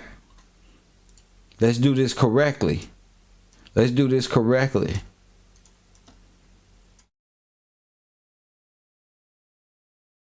This is good. This is real good. We're going to Tulsa, Oklahoma. All right. I don't want y'all to think bombings was going on and all. No, it was war, G. This is real. This is from CBS News in 2021. They was given notice out on the 1921, bro. Street. Leave town. They're killing all of the black people. An entire community was destroyed. Williams Dreamland Theater. Their wealth was taken from them. It looked as if it was Hiroshima. Does that look familiar? Do those towns look familiar? All right, then the same type of building, same type of fire. If it was Hiroshima. Now, right? What did this white lady say? It was Hiroshima. Let me tell you what Hiroshima is. Don't call me and tell me what you think. They was given notice out on the street. Leave town. They're killing all of the black people. An entire community was destroyed. Their wealth was taken from them. It looked as if it was Hiroshima. An atomic bomb had gone off. Shame. Do I do it? What? Shame. What? Do I got it? What? What? It looked like Hiroshima. Huh? Well, if you got a little China over here, there will be a Hiroshima over here. That will get bombed. That's right. It'll get bombed. Yeah, a whole type. If it's a Chinese Hiroshima over here, a Chinatown, you damn right. Hiroshima's over here. Press 1. That's what I'm trying to tell you. Y'all let these little Chinese words, Japanese words trick y'all. They were fucking you up, G. I put my soul on it. What few trees were left had no leaves. Atomic weapon. Everything was incinerated. That's what she's implying. Family, Coffee and Kush TV. You on the air. What up? Hey, this is Art in Alabama. Talk to me. I was just thinking, the World Fair, it seems to be more of a job fair or a bidding war rather than just entertainment. I don't know. I don't moved on to the fire. Okay. Yeah, thank you. Yeah, it's just I don't moved on to the fire. No, moved on from the World Fair to destruction. Fire. Trees burnt off. That's what I moved on. Trees. Burnt up. Destroyed. They were just charred. And then the story was suppressed until almost now. The Greenwood District, or what it becomes known as Black Wall Street. Oh my goodness. These are people who own their own homes. They had their own business. What? They wasn't gangbangers. No. They wasn't no Indians. No.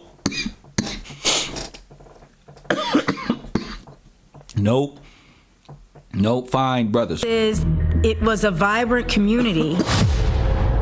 What happened in 1921 on May 31st through June the 1st was 18 hours of sheer terror. I never want to see anything like that again. Oh my goodness.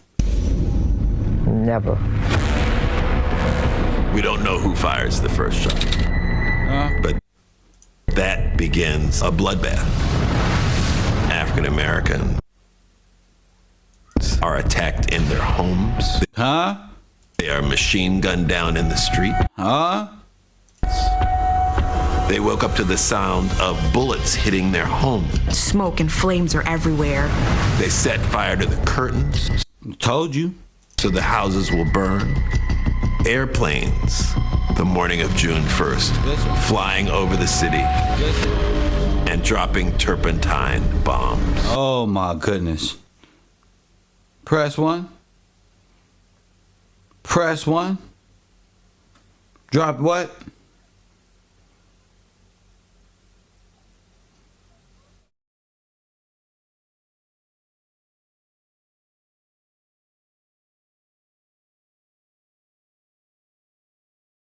What type of bombs?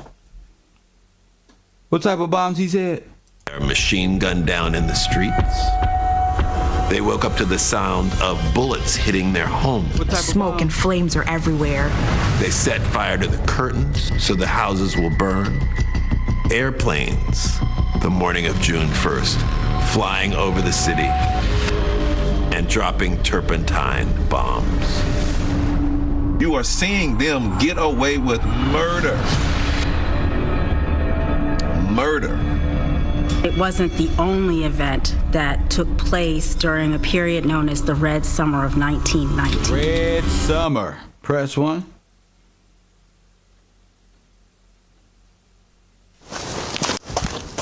Turpentine bombs are bombs. Let me see.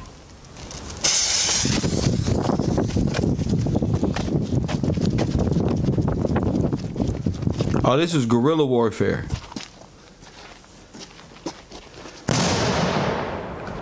Oh, yes. Okay. Oh, okay. I get it. Yeah, it's filled fertilizers and oh, okay. Okay. This is what Malcolm X was talking about. Ultimately, it was all covered up. There are generations of folks who grew up in Tulsa who never heard about it. Yeah, they were just throwing them. Bow! Destroy the whole thing. Destroy the whole thing. They're just going around having a whole revolution, firebombing everybody homes. Coffee and Kush TV, what's your name? Where you calling from? Hey, what it do, Kev? This is Julian calling from St. Louis, Missouri. What's up with it? Hey, man, I've been watching your show for hella, dog. And trip off this, like, what you uncovering right now is the takeover, bro. You just uncovered the San Francisco thing, and now you talking about Tulsa, Oklahoma, and it's basically the same thing. So it's showing you a systematic way of them. Yes. Basically, running the same play over and over again in these black towns, firebombing them, using planes to do this, federalized assassinations, pretty much genocide and eugenics running, and war. Yeah. Yep, man. I just wanted to tell you, you definitely unveiling how the foreigners came over here and took over this land, bro. They killed our ancestors up and took their wealth and took their property. And took their names and classified themselves as them. Yes, sir. And they steady doing it to this day with these foreigners. They are steady doing it. Well, yes, sir. Man, thank you, Kev. Keep uncovering this, man. Somebody got to step in and do something, bro. Do something, bro. Keep calling in, keep learning, and I'm going to keep doing my job. Thank you, champ. Yes, sir, bro. My man, I love that. We breaking down the takeover. Nobody else is doing it like this. They're saying we were slaves and they beat you. I'm showing you wasn't a slave. You wasn't an Indian. And they did it with craftiness and crafty counsel. Press 1. That's what I'm saying.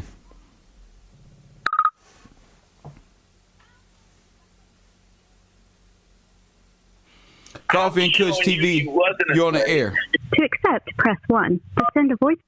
Coffee and Kush TV, you on the air? What up? Hey, man, I just... Press 1. To send a voice. Coffee and Kush TV, you on the air? What up? I just want to say, man, keep doing your thing. Of course, thank you. Coffee and Kush TV, 424-209-9506. Doing my thing. I'm gonna stay doing my thing. There's the immediate aftermath of the race massacre, and the race massacre. Listen, there is rebuilding in that period of time. Look at us. The same will, look at us, ingenuity, and determination of black people to make a way out of no way. The charred remains of their hopes, the embers of their dreams. And yet from that wreckage, they rebuilt. And we believe very strongly that black Tulsans deserve truth. Look. Deserve. Hands up, don't shoot. Remember this? Huh? When you ride like this, that means you're captured. So when they said hands up, don't shoot, and y'all was out there doing that means you surrender. That's what it means. Coffee and Kush TV, you're on the air. Good afternoon, brother. What's going on? Turn the sound down in the background. I'll wait for that. When you got your hands up and you say, Black Lives Matter, hands up, don't shoot, you're a coward. You're a coward. That many black women and that many black men together, and you walking around surrender with your God himself don't like a coward. But that's what it's like when you got cowards running your black campaign and getting Cadillac deals to go destroy and surrender. That's what your reset comes with, a surrendering, soldier. That you surrendered. You surrendered. You already gave up. So what? You're dead. So what can you do for me when you already submitted? What the fuck I'm gonna do with an entertainer and they've already given up? You nothing more than a spy agent coming to see what I'm doing. You used to work in where? Oh, you nothing more than an agent coming to see, trying to sniff around. That's why I put it all on the line. Put it all right here on YouTube. Ain't got to talk to nobody else. 300, 400, 500 people up in here daily. Just keep rocking them. You feel me? Ain't nowhere to go. Ain't no club to sign up to. Just support the truth. Hands up, don't shoot is a coward. You gave up. And I ain't talking about these people because they really had guns against them. They really saw bodies being, but they really said, oh, shit, Lord. And if they didn't surrender, we wouldn't be here. I'm talking to you. I'm not talking to them. They surrendered because they were soldiers and they watched men, women, and children. And come on, everyone, kill bro. That's it, bro. Sometimes you got to fight to live another day. I'm talking to your scary black ass Kanye West and Candace Owens. I'm talking to you, your scary ass. No, white lives matter. So what the fuck that got to do with anything? How could you? The urban conservative. I can't even wear the white lives matter. I'm still a nigga. I'm still with my niggas. Y'all might hear me say some outlandish shit. When I go to jail, I fold my things up, and they say, Mr. Gillespie, you on what side you on? The black card, the ones that's gonna hurt me because I was talking shit. They side. Press 1. Because that's my niggas. And I'm black, and they black. Press 1. Y'all are, this is the most coward generation I've ever seen. Ever in my life. Y'all give all of your greatness to Elon Musk, a Chinese Russian. You have no objective thought. Everything is to get along and to fit in to media. Everything I say and do is anti-world. Nigga, everything I'm saying is boom. Y'all thought Charleston White, he ain't talking about shit, nigga. I'm giving you the truth. I'm anti-worldly, nigga. I'm countering everything they told me. You can't counter one damn thing. Coffee and Kush TV, you on the air. What up? How you doing, Professor? This is Deontay from Virginia. Deontay from a Commonwealth state, correct? Yes, sir. My man, talk to me. Yeah, that was something recently I looked up. Well, I mean, I knew it my whole life, but I looked into it and realized, what it means as far as, like, giving tribute to the crown and all that. So, but I was wondering, so during that whole time of the destruction and the Tulsa, Oklahoma, and like all of our buildings and towns that we had, were we fighting back the entire time, or it seemed like? Of course. I mean, a lot of our military was in a war at the time. So this was during a spot where veterans or people who didn't go to war or couldn't or wasn't required to go to war, they were the ones at home. Your older brothers, the younger men, your soldiers was across the water. They were in the water already. The real people who would have fucked them up and would have had combat, they were sold out by the federal government. Wow. Hey man, that's all I had to ask you. So they would have fought. They would have fought. They died on their feet. They died protecting, probably in a whole nother foreign land, fighting motherfuckers trying to get back here, to get back to the homeland to defend it. And we were across the water fighting. Is it during World War I? Yep. They had us in a whole different, and we was only supposed to be offering a sort of aid and assistance to specific Italy and things like. We wasn't even supposed to be in the war because it didn't concern the king. It didn't concern us. It had nothing to do with us. We got our own gold, our own resource. It don't got nothing to do with nothing about you. Right. So they tricked us with our kindness for a weakness. Our humanitarian effort was used against us because we care so much for everybody. So they used that, became part of the humanitarian rescue, and invaded our nation by way of the Red Cross.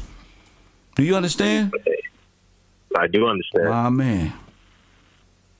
Hey, and one more thing. I saw you watch that video of somebody who was reviewing the destruction of one of the cities. Was it Chicago? Yeah, that was one was Frisco, one was Chicago. Right. Yeah. He's one of those the Tartarian ones, and like they try to give the credit of all these buildings and all these World Fair palaces of course that we built, try to give it credit to like some giant white people. Yeah, some giants in Poland, Tartaria. But I'm gonna give you something. The devil's a lie. I'm gonna show you something. Tatar. You know who the king of Tartaria is, right? No, sir. It's Tartarus. Tartarus? Yeah, that's the bull god. Right. Okay? So they worship the bull. That's the kingdom of hell, man. That's the Papa Bull. It's all the Russians, bro. Oh, wow. This is deep. Now I'm deep for real. Yeah, you are, man. I'm deep for real, G. In real life. Everything you drop, man, I've been trying to learn this stuff, man, because I was listening to Dane. I was listening to Dane for a little bit, and that's all right. That'll get your mind going a little bit. That'll give you a jump start there. It's twisting me up a little bit there, but then Kev Gillz, like he placed me back where I was supposed to be. That's all right. Trying to get my man. Thank you for the call, champion.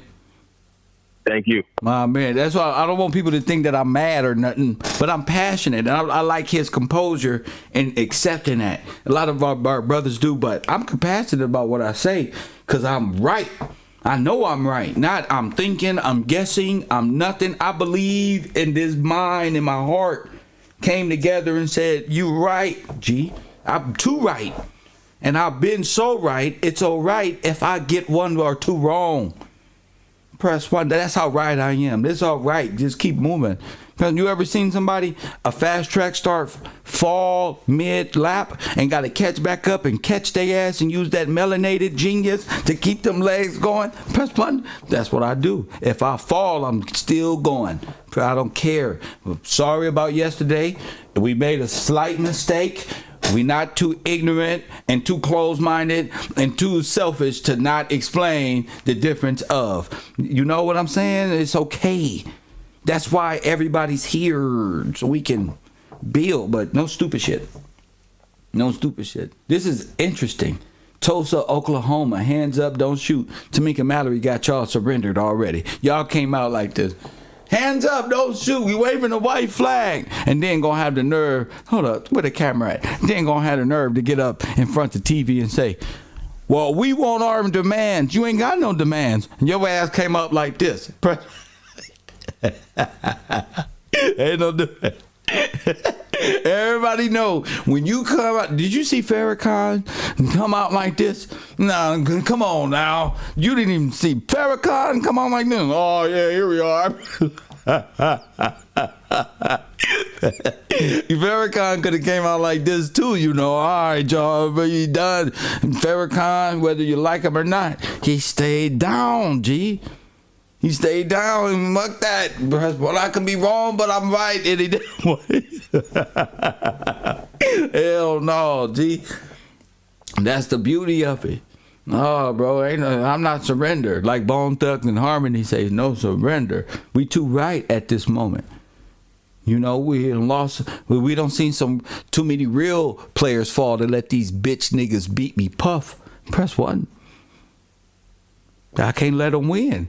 I'm so on their heels, I can't let them win. Now we off into the destruction. Look. Truth, reparations, and repair. No, truth, no, and repair, reclassification. Look, I told you there was black people in those films.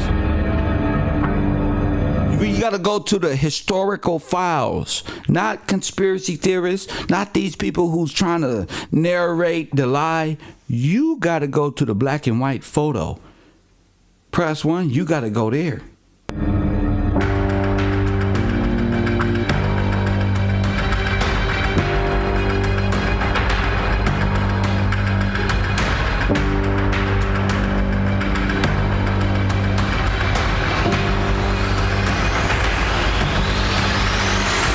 They built church on May 31st, 1921.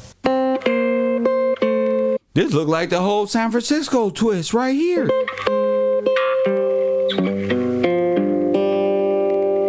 The Greenwood District was a segregated residential. See, the Greenwood District is where they make up that if you look at the town, the Greenwood District is very small. And most of the buildings is made of wood. So when they start these fires and things, it's going to go. It is going to go fast. An economic district because it had to be, because of legal segregation that prevailed, not just in Tulsa, but really all over much of the United States. Legal segregation. They built schools, they built churches, they were educated, they were organized, they had social. Look at TK. Press 1. Boy, you can hang out with me. Press 1. My dumb ass. Look at TK.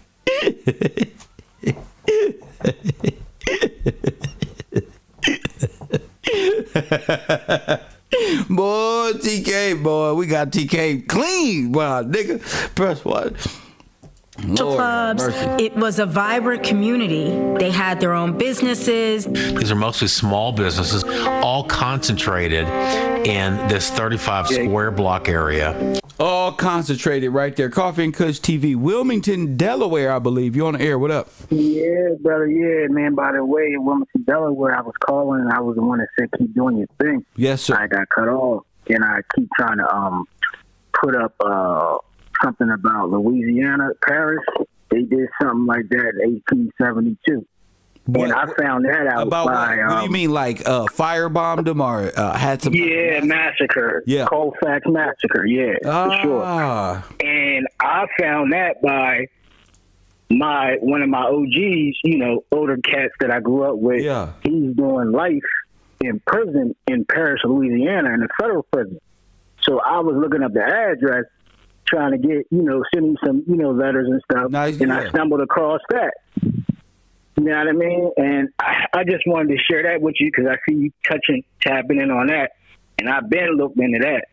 And that was in 1873. What came of it? What happened so I can... What basically, it's called the Colfax Massacre. It's in Louisiana. Basically, they overthrew the black people, man. Like, basically the same thing you're saying right now. Like, with bombs and fire. It was crazy. Oh, so like, that's just another massacre we can look into that go along with what the last caller said. It seems like this was an overthrowing of specific towns. Yes, sir. Yes, sir. And it was and they was organized. The town was organized. Black people. You know what I mean? Even 3 white men died in the confrontation they seen. Free white men died because you had a lot of free emancipated white men who was in business with black people at the time. Correct. We can't do nothing without them, you know, unfortunately, because this kind of, you know.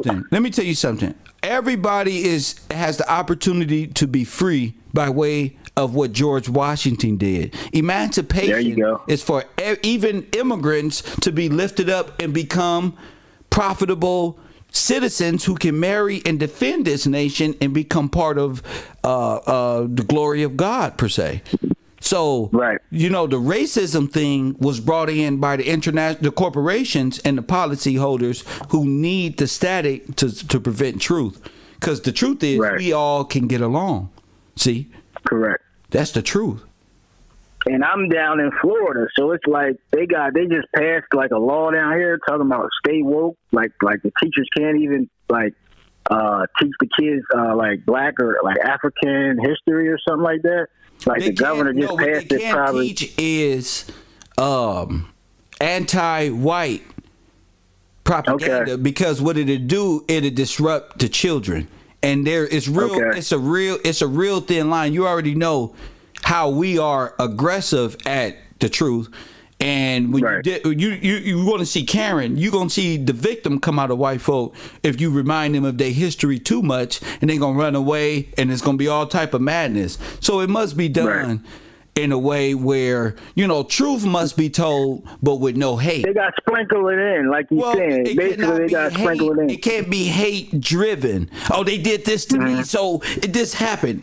History needs to be explained so that the next generation can understand it in a whole, because when we not here no more, it's gonna be white kids, our kids, and they gonna have to understand history in a way that they already kind of do, where it's acceptable. They're young, and wow, this happened, rather than everybody's playing the he did it or in denial game like we all doing. Whether we can get the truth to the next runners of this marathon, per se. Yeah, because we gonna get it right. The truth has to sprout, though, per se. Yes, for sure, man. Just keep doing your thing, man. I appreciate you. Thank you, champion. We gonna keep running. That abutted downtown Tulsa, separated by the Frisco tracks.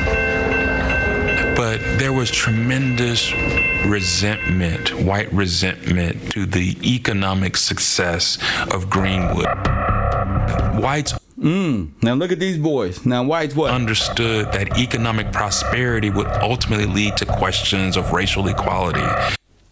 He's gonna be looking they getting enough money to find out where their stuff is. Social equality, racial equality, social equality was a non-starter. Segregation was the rule of the land. What was life like in Greenwood then? I asked 2 survivors of the 1921 massacre. Those are bombed homes, bro. Viola Fletcher is 107. Well, we had 107. Her last name Fletcher.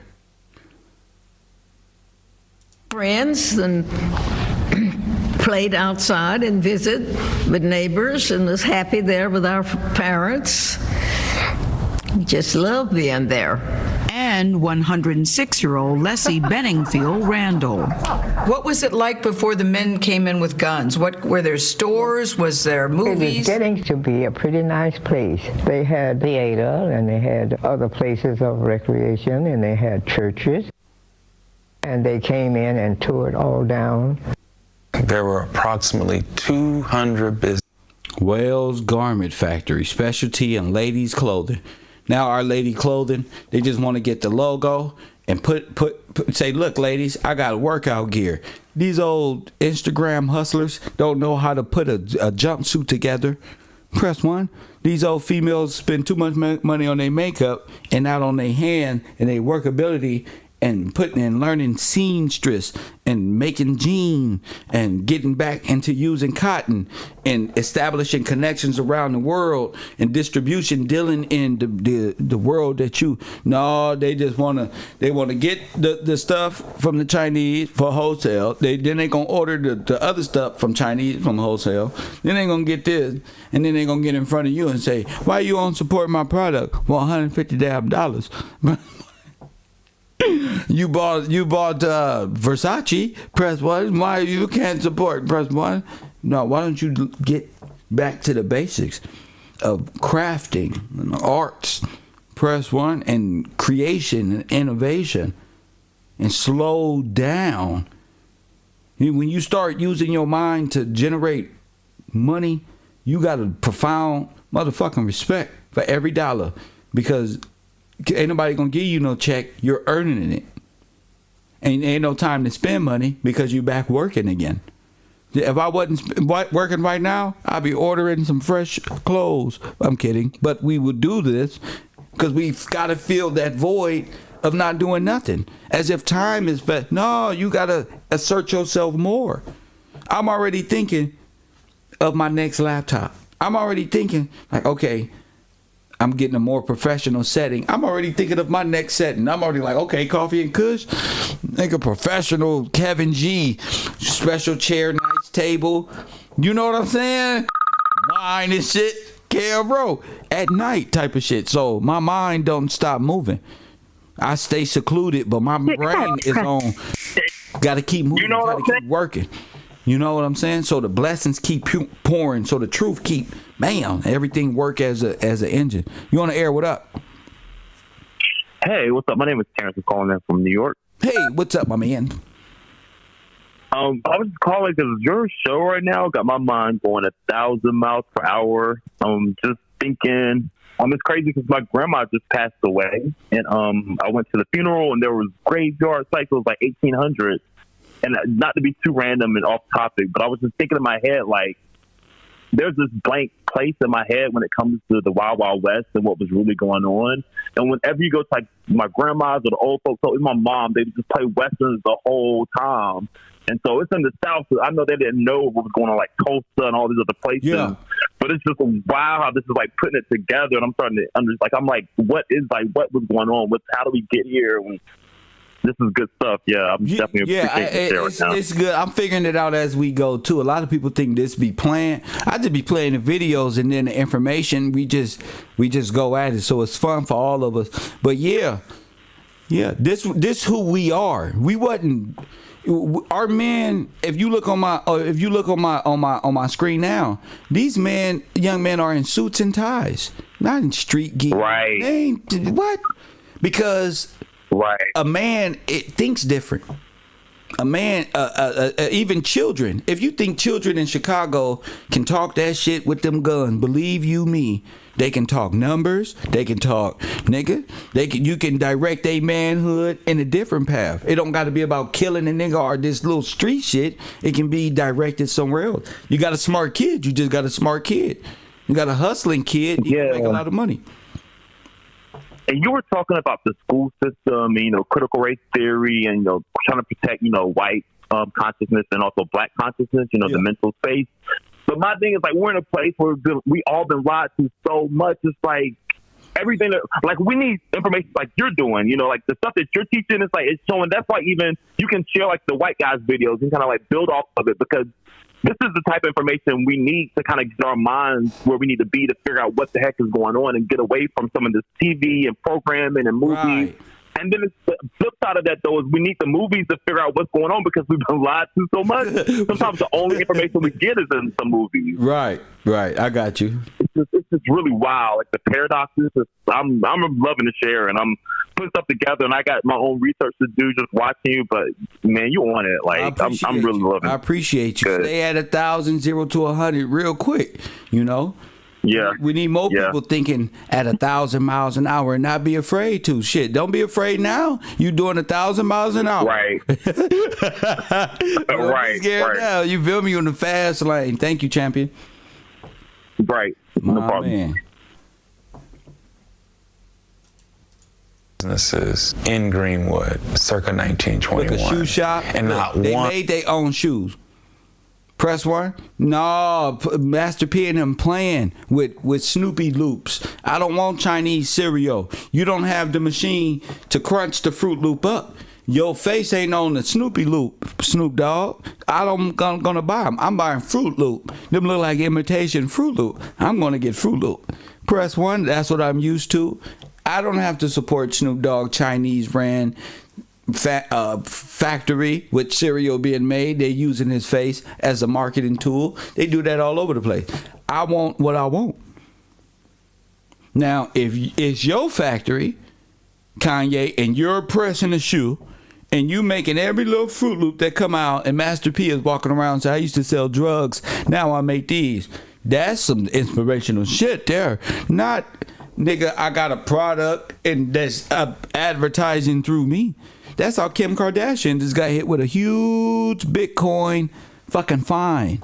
And I'm sure a lot of y'all niggas is getting hit with Bitcoin $2 million fines. Maybe that's what Bootsy. Keep advertising for Bitcoin and taking 10 and 20,000 for advertising. They gonna hit your ass with a $2 million Kim Kardashian. That's the big dog. They coming for all of y'all. I told you. Your rappers, all you little Bitcoin head asses. Y'all made a bad mistake. Coffee and Kush TV, you on the air. What up? What's going on, brother? What's up, champion? And nothing to it, man. I'm calling from Georgia, and this is my second time tuning in too. But I was liking the content that you was speaking on, and as far as massacres, I wanted to bring up and ask if you knew a thing about, or give you the opportunity to look into Oscarville, Georgia. Have you ever heard of that before? No. It's a place where they herded a lot of black people to and flooded it. And right now, if you come to Georgia, Lake Lanier, that's what's under Lake Lanier. Wait. Okay, I've heard of this. Okay. They rounded a lot of, is that the Devil's Punch Bowl? The Devil's Punch Bowl, yes, sir. Where is that, in Georgia? Yeah, the name. I gotta come down there. I'm doing a history fucking tour around America. I gotta come down there. So give me the background on that. Okay, yeah. I don't remember if it was slaves or if it was soldiers, but they put all these black people inside of this area they couldn't escape from, and they flooded that area.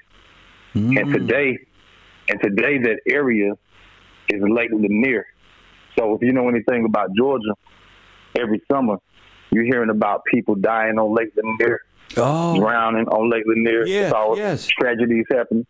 Yeah, you know, I'm not trying to get into no spooky stuff for real, but they might be getting snatched up under that water. Yeah, you boy, what you got?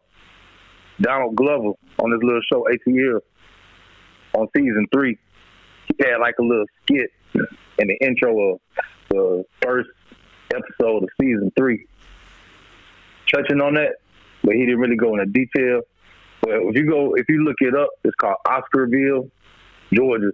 If you look it up, all kind of information to come up about it. Okay. You'll see people going to that site, and they got a little. They're more knowledgeable about it than me. But then you also got other people that's not us going to that site, and they are contradicting that. So it's interesting. So it's interesting, man. It's something to look they don't into. want to say actually they're swimming on top of dead, but nobody wants to admit the Afro-American or the colonial American existence and the freeman's existence, as if you were just a monkey and you don't know what you're talking about. It's as if these little college folk just come out, oh no, they contradict you with the history they repeated to you the first time. So I don't even like these foreigners in their conversations. I don't even like to argue with them any longer. I just like talking to us on a spiritual level, because I like our expressions when we communicate. You know what I'm saying? 100%, brother. I'm with you. Shit, really? Yeah, man. But checking through it when you get a chance, man. And it's real interesting. And it's kind of, when you look at it, man, you look at what's going on there currently, annually, then it make a lot of sense, and it's kind of frustrating. Well, we keep pushing for the truth. Thank you for the call, champion. No problem, man. I appreciate the show, man. Y'all keep moving. My man, shout out to him. Let's go. None of those businesses are left standing. No businesses are left standing. The 1921. Look what's in there. Look, remember I told them to find me some Negroes in a teepee and they couldn't do it? Here they go right here. It's called Red Cross. You see them? You see the little mini teepees out there? I'm trying to tell you, they was housing people.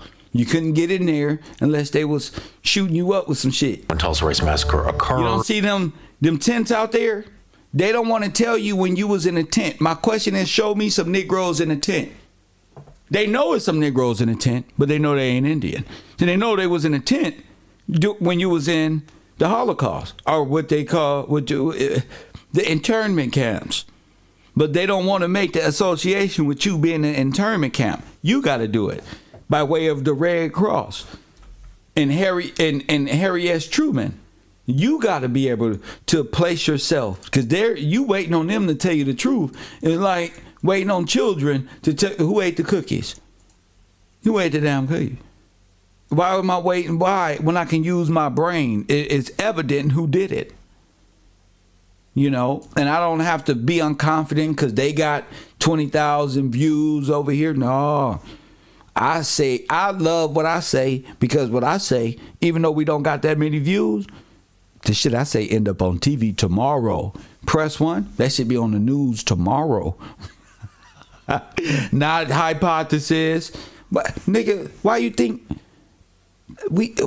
people love this channel? It's nothing but truth. Not that 100% fire, 100% Kev is just accurate. Man is more accurate than everybody else. Shout out to you, Patricia Brown. Shout out to you, Queen. Catalyzed by an event between two teenagers, a black teenage boy, Dick Rowland, 19 years old, who shined shoes downtown, right. A white girl, Sarah Page, 17 years old, who operated an elevator in a downtown building called the Drexel Building. We don't know exactly what actually happens, but upon entering, we think he may have tripped and bumped into the white elevator operator, Sarah Page. She screams. The clerk from a nearby. This is all bullshit. As if you touched the white girl. You touched, and then they had to burn and destroy everybody everywhere.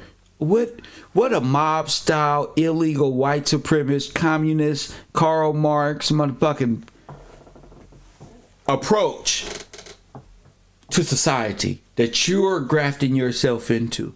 Don't he touch me? Everybody shoot him. These little the white girl was touched by the black boy, or that caused these white men to get upset, and that kind of validated but then we got over white supremacy. That whole ordeal has to be torn down because that hides the truth greatly. It's always the same story. Even with Emmett Till, it's the same story. And if it's that bad, why don't you go home? You see, this is war told through little bullshit stories. I told you Emmett Till's father was who? He was in war. He was a serviceman. Comes to her rescue, and Dick Rowland did what any normal African American would have done. He ran, and he ran to Greenwood. Before the day was over, he was arrested and brought to the county jail, which of course is on the south side of the tracks in the midst of the white business district. The Tulsa Tribune published an article entitled "Nab Negro for Attacking Girl in an Elevator." The newspaper, the white newspapers, implies that there needs to be a lynching tonight. Now listen. Now listen to this. Now listen to this. Now this is law here. Now they're implying a hanging. And so black World War I veterans come down to the courthouse to protect this young man from... What I tell you.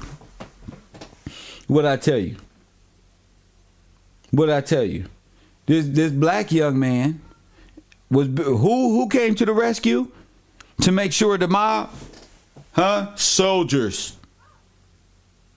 See? Make sure the rule of law is what? Being lynched. One of the white men in the crowd attempts to disarm one of the, we believe, black veterans. These aren't just veterans. These are all real servicemen. You may be looking at sergeants and shit. A shot is fired, it hits a white bystander, and they began firing upon the black man. In the words of a number of survivors of the massacre, all hell broke loose after that. The violence lasted roughly 16 hours. Black men in the Greenwood community put up a vigorous, albeit short-lived, defense. They were outnumbered, outgunned. The sheriff has deputized a number of white citizens. Deputized all the white people and said, y'all can kill Negroes. Get them. It's a war. They deputized them. Y'all are legal assassins. Who have no training in law enforcement, mob control. It's the federal government. It's the federal government. Now been given legal permission to participate in mayhem. Facts. This is how you overthrow. Looting and arson and murder. Some of the people in the Greenwood community had fine things like pianos in China and so forth. Look. The people had pianos, fine china, as such. They were stealing all that. Don't break in people's houses and just destructive. That's all I saw, just destruction.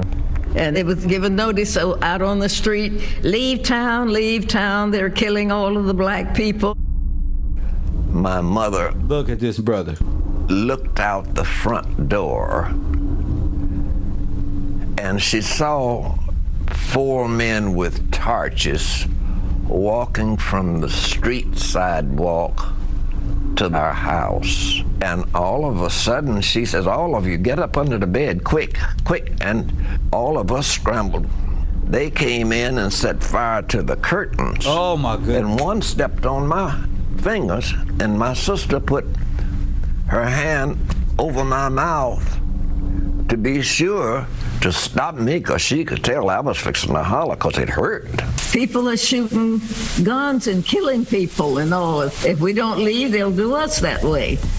Many eyewitnesses report that planes dropped what I'll call incendiary devices on the community. So these would have been nitroglycerin or kerosene bombs that caused the flames to spread more rapidly. Wow.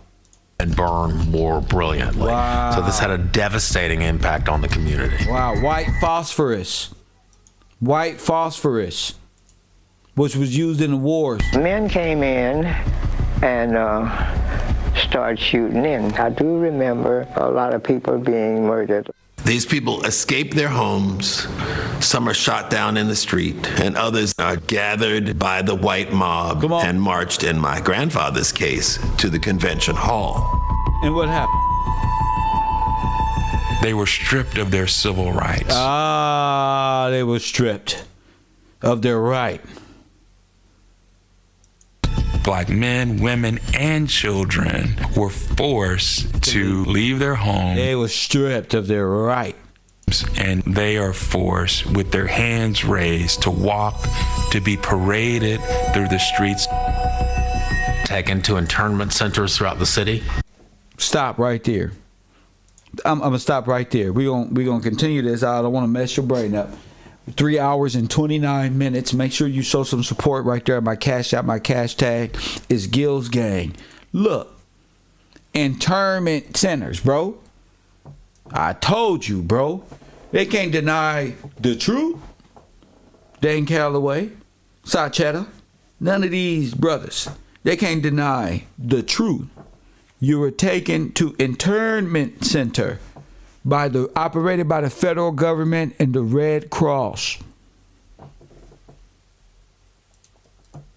Very much like people of Japanese ancestry were interned. I told you, like those people they say about Japanese people with the intern and the internment camps, them was Negro. During World War II. Same way. I would say it's not just a massacre. This was intentional war and these was the same people we seen in the video in San Francisco cleaning up their belongings on their block, looking for their pictures and all of their belongings and anything of any damn thing.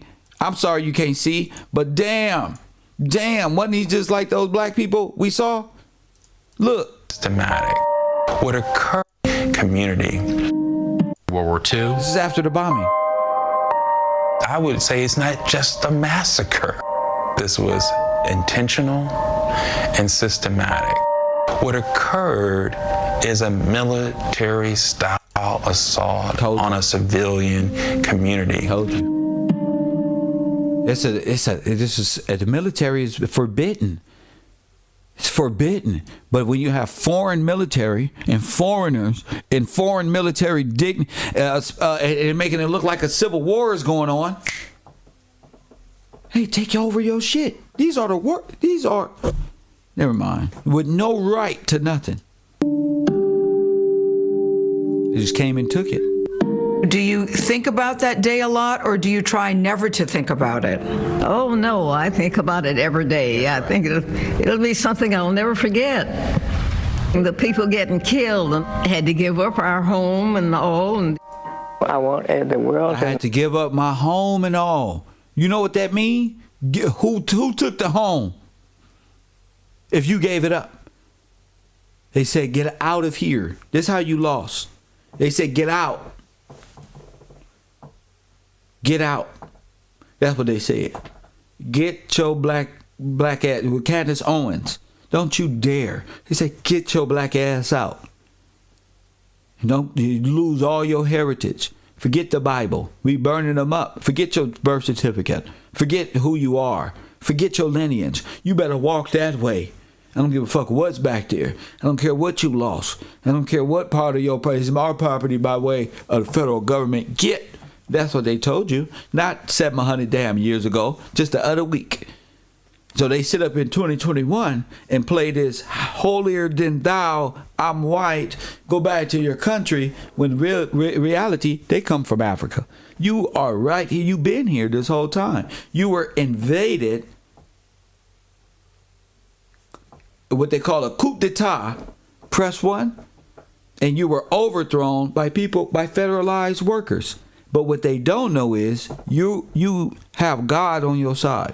And you have something within the contract that protects you when you come into self from these lineage that puts you on a different level of the law when you're ready to step into that. That they operate on federal policy, buy things you can afford, debt bondage, their whole lives every second, make up, move fast. Well, you want to relax. after a man's day of work. You want to chill, drink a beer, smoke a blunt and shit. You feel me? You ain't got time to be stressed the fuck out because you trying to pay back for a corporation who not even legally entitled to you paying them back. They shouldn't have gave it to you because it's illegal for them to do it in the first place. Now you paying taxes and not tithes. Now the people who got you paying taxes is making you think twice about paying your tithe by telling you, look at the tax paying 501c preacher we got. Look at all his. Don't trust Jesus. They're just going to spend your. Meanwhile, they in business with together to scam your history and your spiritualness and to sell God for 15%. Press 1. There ain't enough money to pay my motherfucking rent. Shout out to y'all. No, I never want to see anything else like that anymore. Never. And I hope it never happens again.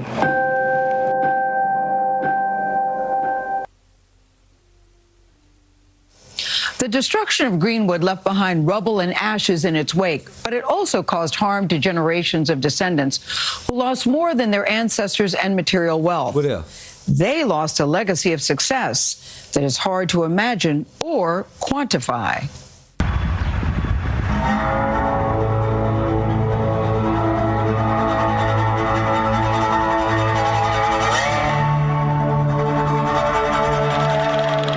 My earliest memory of hearing about to create the term Black Wall Street, because that's not even a real name, you know, is Greenwood.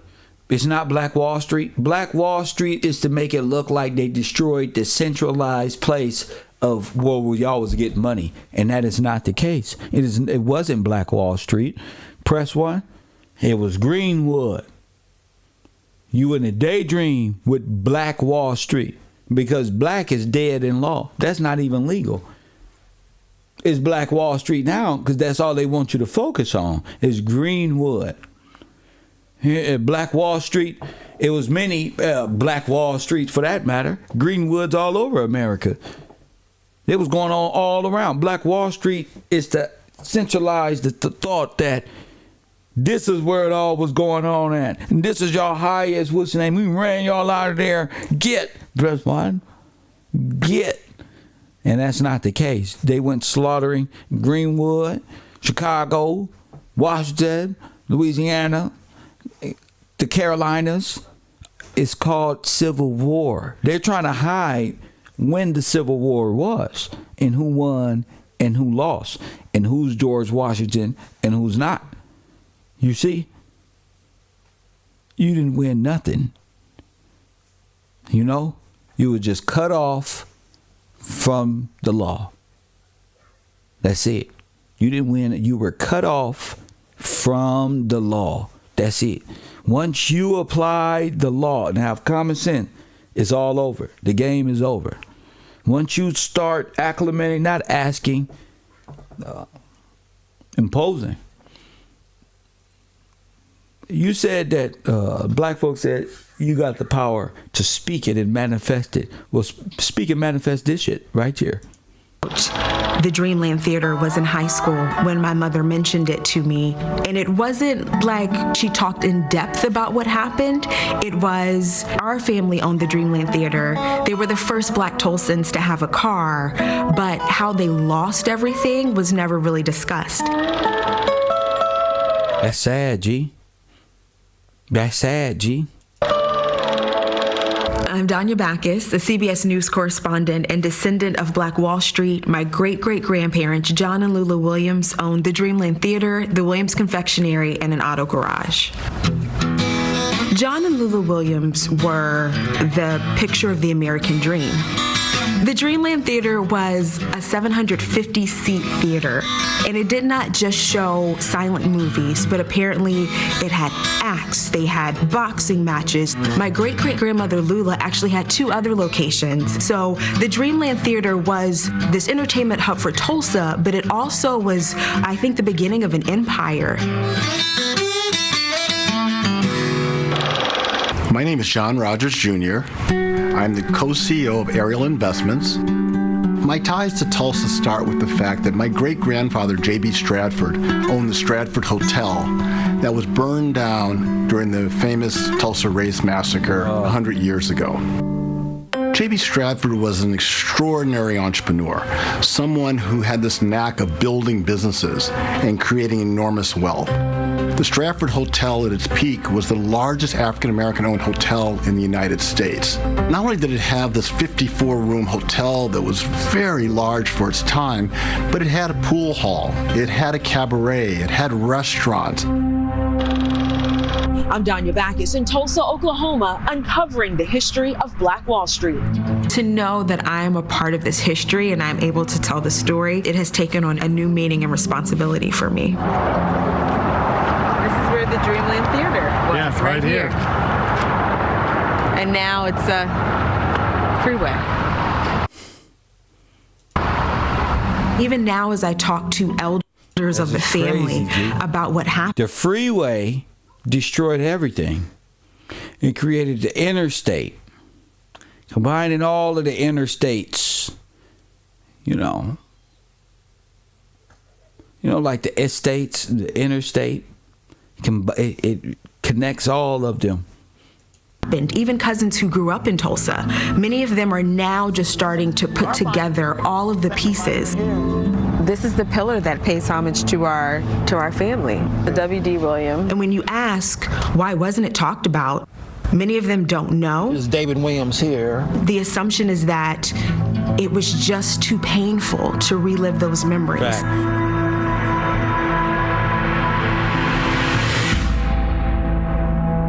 My great-grandfather, he did talk about it in the community, and he was one of the first survivors to be interviewed. Woke up the next morning, all this shooting started over again. You remember getting shot at when you ran across the street? Oh yeah, you could hear bullets singing down the street. Okay. Hearing that firsthand, it hit me in a way that reading about it is one thing, but I think when you actually hear it, and you hear it from someone who you know is a part of your family, it impacts you differently. My great-grandfather talks about in his memoir what really happened that day. He said, I was sitting in the window of the lobby looking westward. I saw an airplane approaching the hotel from the west. It came sailing like a huge bird in the direction of the hotel about 200 feet above the ground. And just before it reached the hotel, it swerved a little and fired through the transoms and plate windows. What? J.B. Stratford not only lost all of the property that he owned. Those are fighters. Oh my goodness. Oh my goodness, it's true. They went to war with black folk. Oh my goodness. Stratford Hotel. But I think most importantly, psychologically, and I understand this as an entrepreneur, he'd put his heart and soul into that man hotel. Said he came across and to see it destroyed overnight was just gut-wrenching.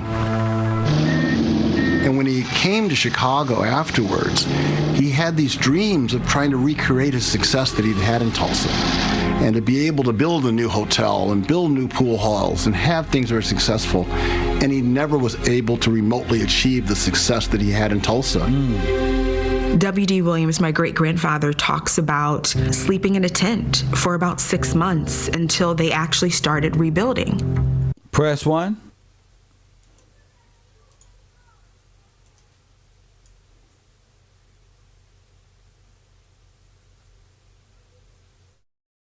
The Dreamland Theater was. Where's Dane Calloway with the TPs? Y'all not ready for the truth. Y'all want to play and make $1 million from selling false books and Indian stories about Black Crow and all of these different World Fairs Indian sideshows, rather than present the people with the truth instead of saying it didn't happen with my fat ass. Press 1. What type of nigga say it didn't happen? That didn't happen. We Indian. No, that didn't happen. Because we Indians. No. We lived in teepees. We had our own language. Shut your weak ass up. This happened. Your little TP ass, weak ass story. Was rebuilt. The Williams building where the confectionery and where they lived, that was rebuilt. In order for them to be able to rebuild the Dreamland Theater on Black Wall Street, they had to basically sell the other two theaters. So they were able to rebuild, but it was never what it was pre the massacre. Hatred and jealousy wiped away our family's chance of generational wealth. I could have been an heir to an empire. Not like this. That's right, Queen. Not like this. And you are. And you are. Y'all don't understand language. She said, the sister said, I could have been an heir to an empire. Coffee and Kush TV, I'm going to tune in and wait for the brothers' minds to catch up and start this conversation once again, first thing in the morning. Subscribe, support, go to patreon.com/Kev Gillz TV. Yeah, you could have been an heir. You still are. You just don't know it. Press 1, that's the thing about it. You don't realize what an heir is and how this is so. You know, our men in our communities they're just gone. And so I'm no longer just like talking to anybody. I'm talking to those people who are responsive, who can see, who can hear. My phone lines and my Instagram is open for those who got a sound mind and heart and got their foundations in God. A lot of people, y'all can kind of see and hear, but if your mind and heart and morality basis ain't set on God and living appropriately, ain't nothing I can do. You know, I get this not because I get this on some other shit. On some other shit. You know, it's long time studying, blessing. And this type of information is not for the non-responsive, it doesn't cause you to. So when you become, I'm here. My phone lines are always open during the show. And I'm finna get back to my studies. Ain't nothing stopping you from getting to, in your mind, in your life, who you are as a person. Fear, other people's opinions is what's stopping y'all. Not me, though. I'm moving straight ahead. So I'm going to Georgia. But first, I must go to New York and see a few things coming up. I'm also going to head to the Smithsonian. So contribute, support, and get ready for my vlogging channel, which is going to be Kev Row University, the other channel, but it's going to be dealing in the vlogs when we do go on these field trips. So I thank y'all for tuning into the show. Remember what she just said. I could have been an heir. I could have been an heir to a whole dynasty. Coffee and Kush TV, you on the air. What up? How you doing, Professor? This is Brian King. What up, I was calling because when they were marching our brothers into that convention hall, it was a picture of a white man on the buildings, like they had just put some posters up. And so right. And so I zoomed in on it, and the guy name is Ruther Ford. Ruther Ford. And so I looked him up, and that's Ernest Ruther Ford.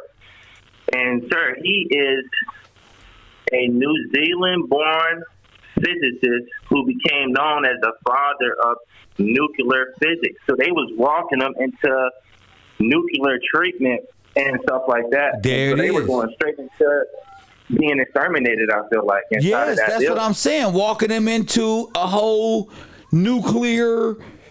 I don't know how to say it, but damn.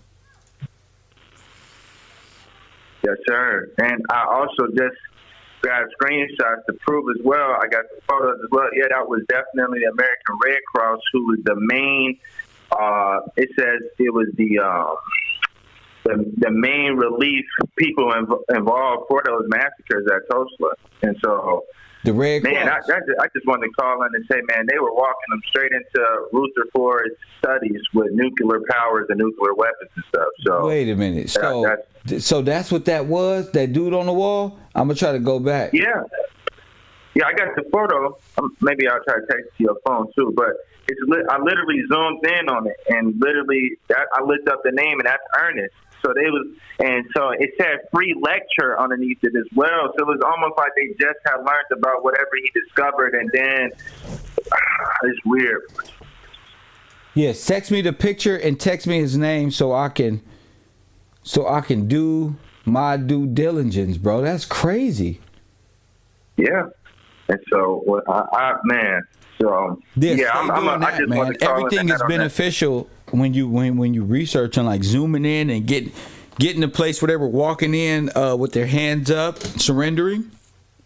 Yeah, they were being marched right in that building with that face on the side. Yeah, I just tried to text it to your phone, so hopefully it should be going through soon.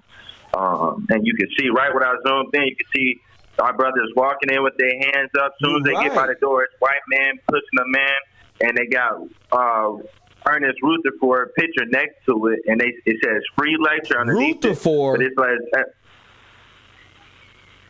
yeah, you know, yep. And it says disaster relief headquarters on another photo. And I sent that to your phone just now. Hopefully it's coming through soon.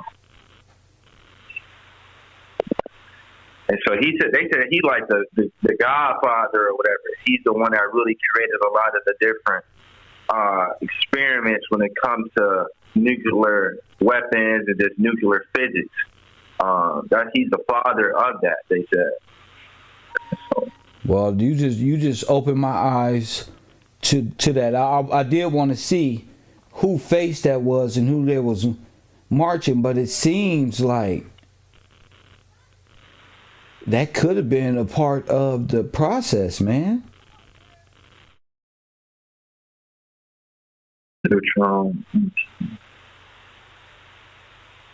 His name is Rutherford. It seemed like it's like eugenics when you deal with the. It's like they was going straight into sterilize. I don't know if they was hitting them with something, and then from the inside they was burning, or I don't know. But so you just sent me the Red Cross thing, but is that the same building? Oh, you didn't get the other one? Not yet. It'll come. Okay, hold on. I just got the Red Cross one. Damn, let me bring this up on the screen just so you know what. Yeah, I got let me see, I got it. It's another photo where you just see this one. I'm gonna send you this one. It's all the white people lined up laughing while it's a line of black people going inside that building with his face on it. And I got that photo on some. Like they don't know what's in there. Yeah. Free lecture, nigga. Yeah. Whoa, no, not injections. Y'all tripping. We talking about gassing, nigga. Right. Our people was gassed. Yeah, we talking. Oh, they taking their fingerprints and stuff. I got a photo right here of the black people walking up. They grabbing their hands, taking their fingerprints, grabbing their stuff. They got them lined up. Oh my God. Oh my God. Yeah, I'm with you. This Red Cross thing, people got to understand. The American Red Cross are the exterminators. Right. The American Red Cross, this is what I'm telling black people, Afro Americans, are the exterminators of Afro Americans. This is facts. They literally, and so even when you... So they was already stealing their identities and taking their fingerprints and placing them on things. Right. Probably putting them on Red Cross cards to start the Holocaust. Immigration process. That's right. More immigrants and stealing their names. Just arrest them and take their names and fingerprint and reuse their shit. Yes, sir. And they ain't even probably know what was going on. They just thinking they said like, damn, we all again. It was probably keep walking, don't talk, here, do this, fast move. The next thing you know, you gone. Yep, separated from who you came in with, probably put on the train, sent over here, did this one. This guy didn't make it. You found out 2 months later that the other guy was chopped up at Leopold's camp. Like, what the fuck? Hold on, hey, Professor, you remember how they talked about there being like 5 different walls kind of thing? What you mean? You remember with the building, and you were saying that's like the boat, the way that they was talking about the different layers to the door. Yeah. It's a photo of a photo of our people next to a building just like that, and it's dark in the inside, and they got them, and it's like the same type of. I'm gonna send it to you. I'm trying to see if you got it. I'm over here, bruh. I'm excited because I'm looking for something. Oh, okay, I got it. Okay, this is going back to the lynchings and things of that nature. Black men, y'all need to start, especially when y'all come here, instead of just always pressing one, y'all need to upgrade y'all brains, because it ain't just about pressing one here. It's about researching. The pressing one is an add-on. But all this, y'all need to go to lynching of Jesse Washington. Press one, the black man who was slew and hung on a tree back then. Press one, same type, same brother. Y'all need to go back. That's the guy who was burnt up laying in the middle of the road. Okay, these are white folk who strung this man up. This is insane. Put them in tar. You ever heard of the Tar Heels? They dipped them in tar and hung them. And castrated. So that tar would be hot. Yes. Yes, that's what they did. This is the lynching of Jesse Washington. Jesse Washington was 17-year-old African-American farmhand who was lynched in the county of Waco, Texas. In well-known example of racist lynching, Washington was convicted of raping and murdering Lucy Fryer, the wife of his white employer. It's all, here you go. Sexually, the propaganda, the propaganda that leads to this. What everybody's hiding from, this right here.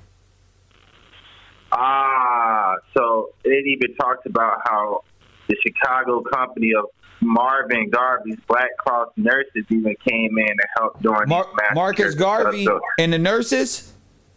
Yes, and the Black Cross nurses. He was what's it called? Send it to me. Marcus Garvey was a part of the Black extermination Planned Parenthood process just as well.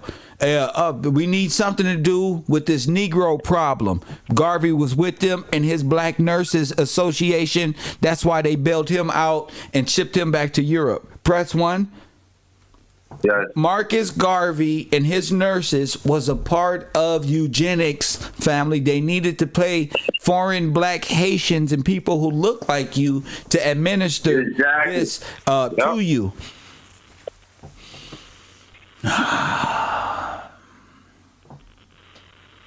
Where is Tariq Nasheed and Umar Johnson? All of these guys are Pan-African, Pan-American eugenics genocidal maniacs who would sell you out for a box of Russian-made Oreos. Press one.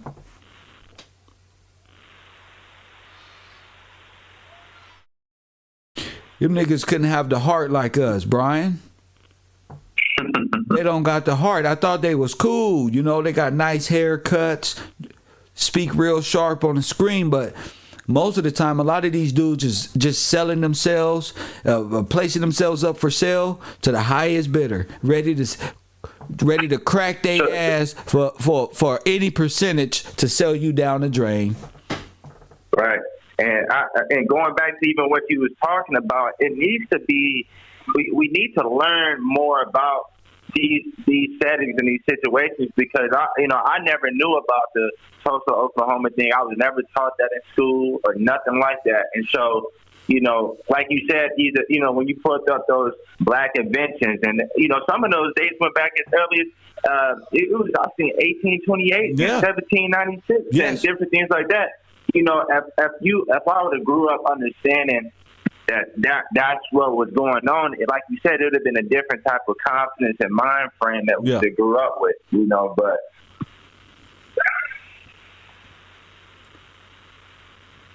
Trust me, I know. The sister said, and she worked for a news agency, a news corporation. She said, if I would have known this, if things would have been corrected, so that means I will be heir to a massive empire. Yes, ma'am, you would. Yeah. But they stole your name, ma'am. They took it, and other groups came in and gave you X's by your name, changed your religion, made the pity about black suffrage and all this other stuff, all in unison with the federal government to sell you down the drain. Now, and the American Red Cross got reports on all of this. There was lawsuits filed by, black residents of that area, of Tulsa specifically, and they said it was over $60 million of damages, over $60 million. Did they ever recompense that? No, they just keep it going. But then they never honored none of those claims because the federal government is involved with they're complicit in eugenics and the genocide of Afro Americans. They've actually handed the weaponry to immigrants and deputized them illegally to assault and destroy African American cities and towns.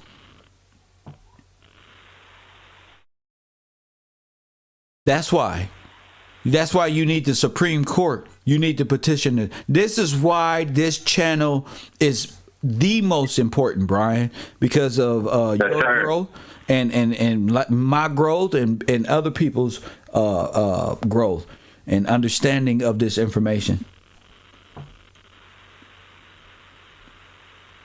This is some deep shit, man. He said they were walking them in. He didn't just say it. He took a picture.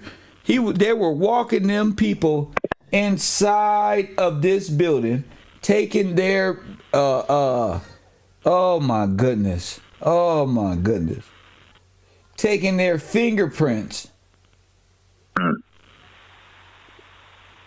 taking their name. They don't have nothing. That's why they look bummy in all of the slave pictures, because they took everything. That's why all of our kids got nappy hair and all of this. They say y'all was from Africa. No, y'all took their things. All your clothes is burned up, so you're going to wear the same clothes for days because you ain't got nothing. They took it. And then they walking around in suits because they taking your hand-me-down suits, and then they took your clothes out of your house. They got your cars. They done moved into your house. They took your drawers. They took your socks, and now they out there taking pictures of you beat down for the future. Can think you came from that damn Africa, some damn where. They don't beat you down and killed you in the street. That's embarrassing to be a part of a nation that hasn't repaid its debt and honored its oath to the king himself.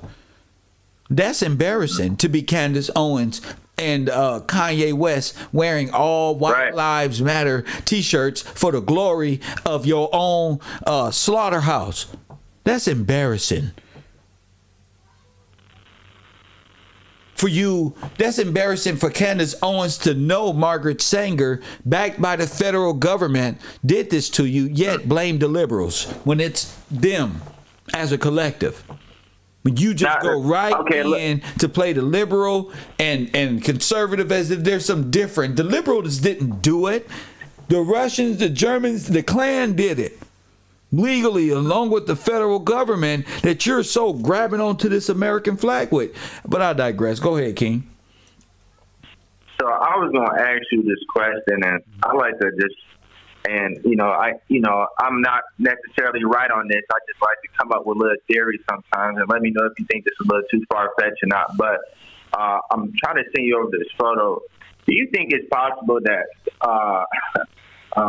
like the lady in, the main character and the man in the High Castle, she kind of remind me of like playing a role of what the role Margaret Sanger kind of could have played, with her having friends with the Japanese around this time and still working with the Romanov house of, the Nazi side and different things like that about films and propaganda at this time, and getting into television and news and stirring different, viewpoints of that time. I don't know. She just kind of looked like the girl that played in that. And when I look at how, that show got a lot of, truth in it, really, and it's quite possible. Once you I don't think that they once you get her character down and start looking at the similarities, there might be a whole trail of similarities between the two, which is insane. Right. But again, this is the same guy who wrote Minority Report. Right. So I don't put nothing past him. Yeah. Right.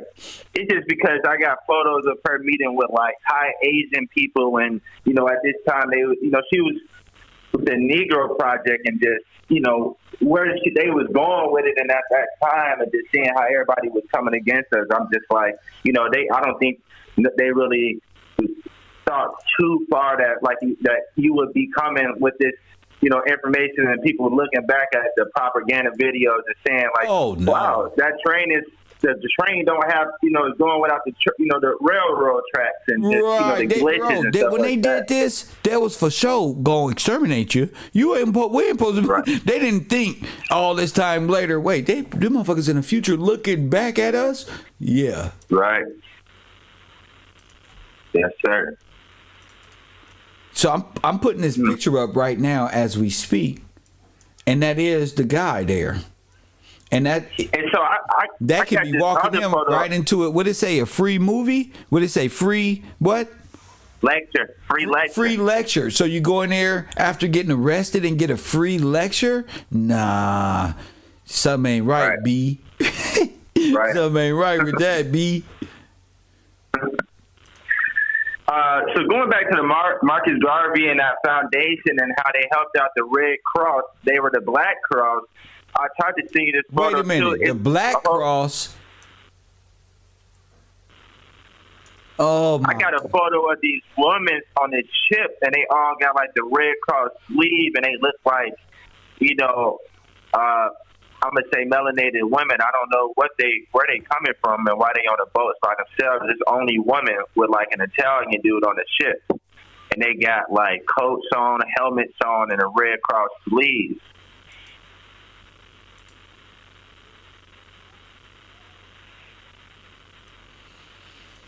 The Black Cross, huh? Marcus Garvey and the Black Cross. Is there a connection between Garvey and Sanger? Well, of course there is. We know that.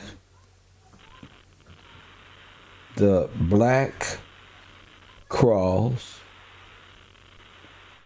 nurses. Black Cross Army?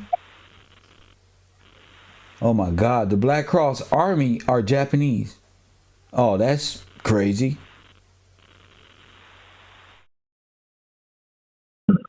That's crazy.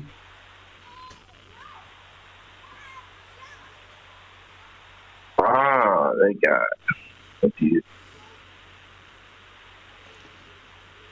Black anarchist Black Cross. Let me see. The Black Cross. What'd you say? Nurses. There it is. Officially, the Universal Black Cross is an international organization. Oh my goodness. Oh my goodness. Founded in 1920 based upon the model of the Red Cross. The organization was Women Auxiliary of the Universal Negro Improvement Association and African American Communities League, and was established to provide healthcare services and education to people of African descent. Go ahead. Man. So they got this thing called the anarchist Black Cross, and that's part of the Russian Empire. And it organization got together under political Red Cross umbrella to provide material support for those repressed. So man, that's like the fifth and a Black Cross together. Look like the Chinese, the Japanese, the foreign blacks, and the Russians. Now listen to this. Marcus Garvey wanted everyone in the UNIA to feel they belong within the organization, and the BCN served that purpose for women. The BCN was based on the World War I nursing model of the Red Cross. There it is, bro. Facilities provided unequal care to black patrons. Yeah.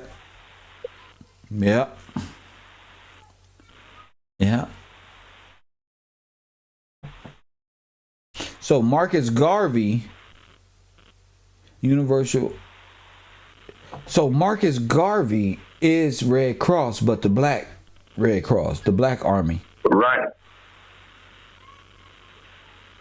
That was almost like the people they sent in to like almost like they blackface, like they people Margaret is recorded saying they need people that is in the black community, like the nurses and stuff like that. So this makes perfect sense. Margaret Sanger, Marcus Garvey. Because Marcus Garvey was Margaret Sanger's, Marcus Garvey was a friend of Paper's genocide man who genocided you on paperwork. And that was Walter Plecker. Mm-hmm. So if he's with you with paper genocide, why wouldn't it be for real genocide? Right. Huh?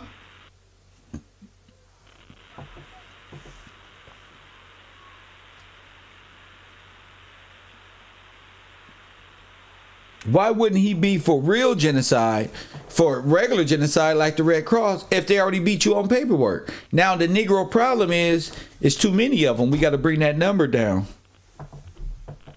So we got to shoot them up. We got to do tests on them. We got to cause these riots. We got to do stuff because that number got to be. This is on the record. The Negro problem. That's what the other guy was talking about in the conspiracy video about Chicago and shit, about world fairs. They were all a part of this. Frederick Douglass, all these motherfuckers. All these so-called black heroes are nothing more than Russian assets approving eugenics.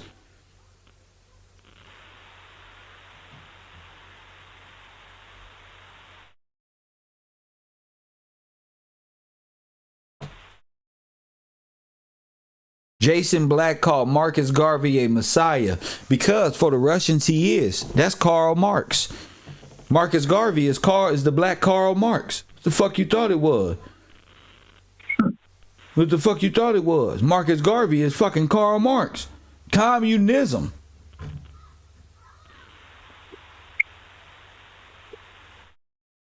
This is unbelievable as far as black leadership that they can even bring Marcus Garvey and you can't even speak on white supremacists, okay?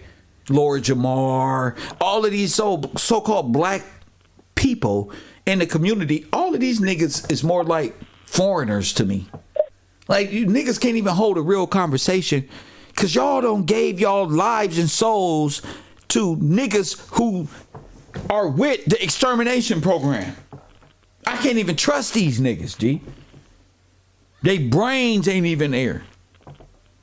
I digress. Thank you for the call, bro. I'm gonna get back to my studies. And yes, sir. I appreciate you for taking my call. Yes, sir. Thank you, champion. We right here, right now, doing this. Right here, right now. These clowns. To be honest with y'all, bro, it could come to a point where it's just like, for real, niggas is really like quiet and cowardly because the nigga gonna know the truth. See, the truth shall make you free. It ain't asking you want to be free today? Hey, guess what? You want to drive at 1,000 miles an hour? Nope. Just deliver the truth. That's what I do. Day in and day out. It's day number 5. Day number 1, 2, 3, 4, 5. I've been up here probably 6 days. Continuous. Every one of my live streams, some of these live streams go 2-3 hours, and I do 2-3 of them bitches. Full of just truth and chilling and keeping this information going. And we just constantly figuring this thing out. Why is our brothers hands up, don't shoot up in here and going inside this building? Why? They got our brothers' clothes on. These people weren't dressed like this.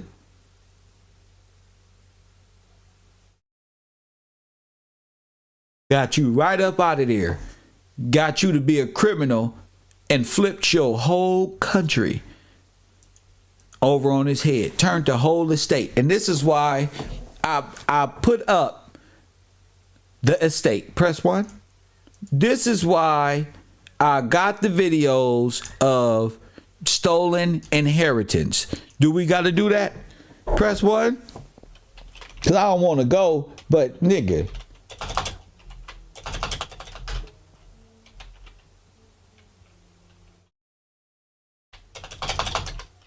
You heard me? So you got to know about the trust. If you ain't in my class, you don't know about the trust. What are you doing pressing 1? What are you doing? If you don't know what this is about, if you don't know what you're fighting for, what you pressing 1 for? You just want to be seen with the ones pressing 1. I'm going to call on you and you ain't going to have nothing to say. See, you got to take this approach like white people was taking it when they were trying to steal it. See, what they wanted, press 1, what they wanted was the estate itself. They want to be able to overthrow you and take everything. Press 1. They want to overthrow and take everything. So that's why I gave you Legacy Abandoned. Press 1. That's why I gave it to you. So you can get a sense of how to get it back and what you're looking for and what books to use. You can't just, what we got to do now. You better have some understanding before you ask me anything. You got to know what legacy, what all black people ain't friendly. A lot of these people was with these people to overthrow you, and they still calling you black. And then they want your reparations, and they don't even have any property here, Tamika Mallory. They don't even own anything. They from Trinidad or some other foreign nation. Press 1. They think because they said the word black, they are entitled to what's ours. No. And I'm going to fight day in and day out for you. But you got to listen. You got to be committed like I'm committed. Something can happen to me tomorrow. You know what most of the niggas going to do? They going to go and say, oh, let me go back to King AK. Hey, King AK. The FBI and them took out Kev. Press 1. They ha-ha and emojis. You think I'm on the internet to play with these niggas? Nah, bro. Ha. Look, y'all. Look, Charleston. They finally took Kev out. He was over there thinking he was running a university. Now all of his students stupid. And we can come over here and clown. And they're going to be right over here with us. Yeah. You don't know the games that these people play. They almost got rid of me one time before. Press 1. They tried to do it. Press 1. They tried their hardest. Press 1. They tried. And I was dealing with niggas sitting right here on this goddamn computer. Look, just like you. Talking about The niggas was acting like they already knew they was coming for me. Nigga, I'm like, what the hell? They gonna miss you, Kev. Hold up, what happened? Press 1. Where everybody at? That mean I could have been in prison. I could have been dead. LAPD could have gunned me down, and niggas would have just left and dispersed. But where they at? Press 1. Kev Gillz right here. Same Kev Gillz. Clean too. Free. Press 1. To their fucking amazement, where they at though? You think they changed up and said, let me fight harder because God showed me that God is working through this nigga? You think they buckled down and ran away more? Press 1. That's what they did. And he didn't die. God damn it. That's what they did. And I'm still on this computer smiling in their face. Oh, I'll try to take my place. Them backstabbers. Press 1. But guess what? God is good. I know that every day that I wake up and they get to see and tune in and they shy. They don't even want to say hi no more.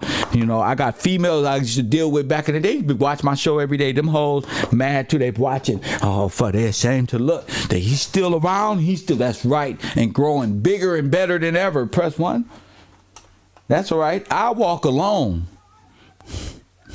I don't need not one of you niggas. Facts. I mean that. Farrakhan mean that. I mean that. And by God, drop a nigga so fast, nigga, and petition God to be another one right here, ready to go. Press 1. I don't need a female. Goddamn. I drop one so fast, be another queen ready to go. Press 1. I don't need it. That's my light. That's the blessing that I get for going so hard. So damn what I look like to you. Damn what I look like to you. Just accept me for what I am and who I am. Coffee and Kush TP. And as always, family, it's like The Rock. You know, as always, family. I was just about to show y'all the video. Well, I thought it was time. As always, family, goddammit. If you smell... Hit my fucking music. I need music. I need a DJ to hit my shit. Press 1. I don't need nothing. I just petition God and say, God, I need this. And it is done already. So that's the faith I walk in. Oh, damn you if you ain't paying attention. That's on you. Don't be calling tomorrow about yesterday's show today. That was crazy. But all right. Now, this is one of my favorite because it teaches us from a thief's perspective what they're trying to do. Press 1. So if they're trying to steal something and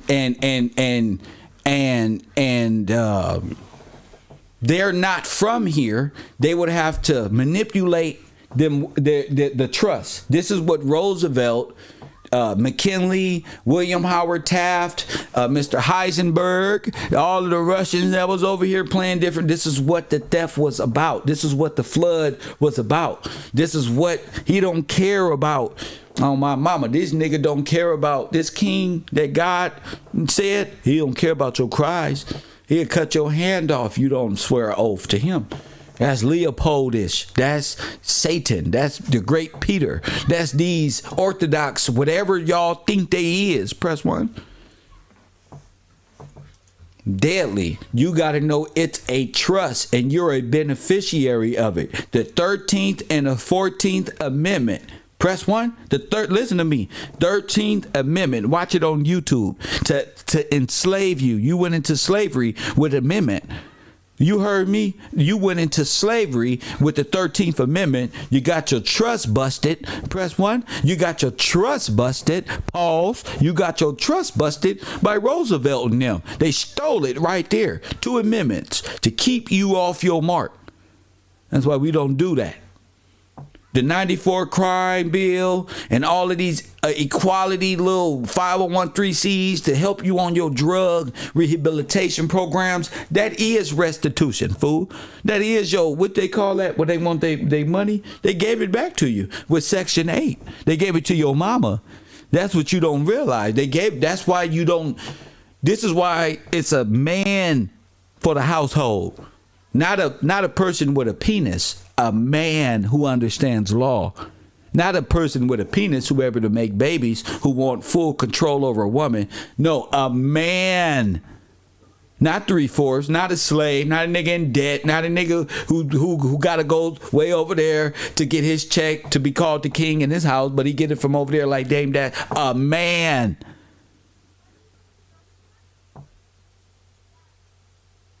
That's right. You got to be able to speak law and invoke God, not fucking Kalima, God and law and order. That's why you crying. Your kids are getting killed and you praying that he make it home. And you know what type of friends. What you praying for? You sent them on the block. The fuck is you praying for? You already committed his life to death. What you praying for? Oh God, I'm gonna send him out there with a gun in his back pocket. Please let him get back. You just fell into your own curse. And that's where they want you, to profit off of you in your own demise. So this is again, this is all just free information. This is the trust. Pay attention. Oh, and just so y'all know, this is the Daughters of Confederate tour. So this is your favorite librarian. This is your school teacher stealing stuff.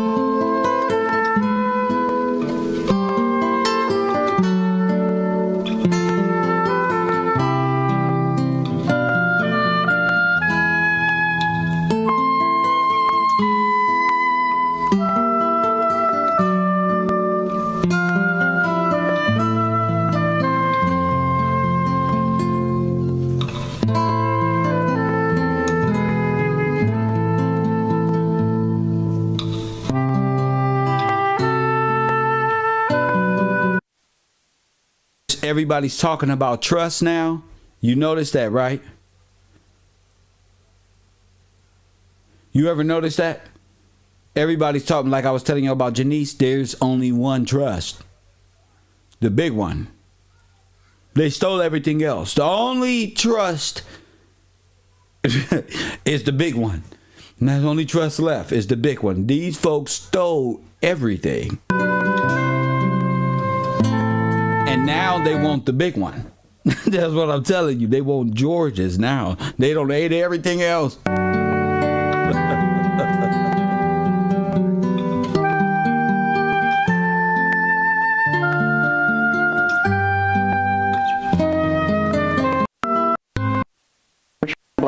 Testamentary.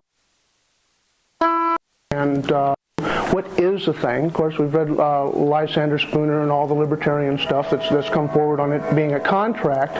But after talking to Bunny, I looked up in Amjur and I found, I think it's under Wills, section 12, if memory serves, that the sovereign has no testamentary power at common law. So that means that the Constitution could not be a will, according to the law at the time. And Bunny called me back, about 2 days later, and she said, Stan, guess what? Property can only devolve to a body politic by trust. So what we've pretty much discovered, and I agree with the woman's, with her research, that the Constitution is a trust instrument. So that means the Constitution steals. That's what it does. It compacts it into a trust and available to steal by immigrants. It is the kingdom. It's the contract. And in order for us to understand the peaceful philosophy behind what we're attempting to do in calling government to task, we have to understand that they are trustees. They are very much trustees. And as soon as we understand that, I think that the people in general are going to have a better understanding of where folks like us are coming from. Bunny, if you would, please. Good morning. My name is Speakman, and I am an heir of liberty. And we're going to find out exactly what that means very shortly. I'm going to prove to you that the Founding Fathers were very lawful men. These gentlemen would not have gone against the law and they would not have created a document that would have gotten them into trouble.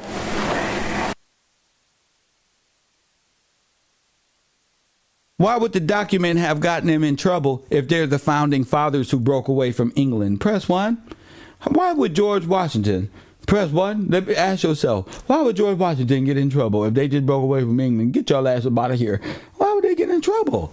No, this is a new, remember? Why would they be in trouble? George Washington is King George. That's why. And he's setting the law. That's why. That's why he's setting the law. It's embarrassing to do y'all this way, but... Now, if you logically think about it, what if they had lost the Revolutionary War? They would have been hung for treason, conspiracy, whatever. Okay, so they did create a document that would be legal, lawful, and valid under the king's own law. The colonies had laws when they got here. They brought it with them. They were established at the time of the Revolutionary War and prior to it. And they followed those laws.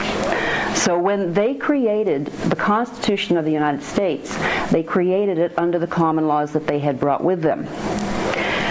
Now, I'm going to also prove to you that this Constitution that we have here is a trust instrument, and it creates an estate because it all is under estate law. Now, I'm also going to prove to you that the trustees, as far as the heirs, are in breach of trust. And I will show you where you are not an heir, but something else. Now, I'm going to create pictures for you. If you ever put a 2,000-piece puzzle together, there's a little piece here and a little piece there. And we're going to take all these pieces and we're going to bring them in, and I'm going to try to make a picture for you in your mind so that you can actually see it not only in front of you but inside of you and around you, that you can totally comprehend what we are at effect of today. Now, for example, there's a lack of communication we have with the government. And we have it with each other also. I think of one word and you think of totally something else. You're translating my word in your mind, like the word alienate. Now, how many of you perceive the word alienate or alienation to be a rejection of a sort? Okay, this is going to be the first word we look up in the dictionary. And for those of you who have brought your dictionary, please open it up to alienate. Which one is that, right? Any dictionary. Okay, get your dictionary. Do you have a dictionary? Get your dictionary out so you can go to alienate. Press 1. So you can go to alienate. I told y'all to get the 1828. Participate in class. Get the books. So when y'all read this and y'all hear these words, you'll be able to see it and understand it. I'm not playing. I got the books. You have. Go to alienate. I happen to have the dictionary, the American Dictionary of the English Language by Noah Webster, 1828. I think it's the finest dictionary I have come across, including Black's and Bouvier's. And I use it because in order to know what the Founding Fathers had in mind, what their intent was, you have to understand how they used the words at the time. That's right. So if you don't know the words, how could you grasp how they were applying the word to the law, or what the words even meant? The words of today, that's not applicable in the laws that was created before your time. You're speaking Babylonian language that doesn't make sense if you go back there. They created something.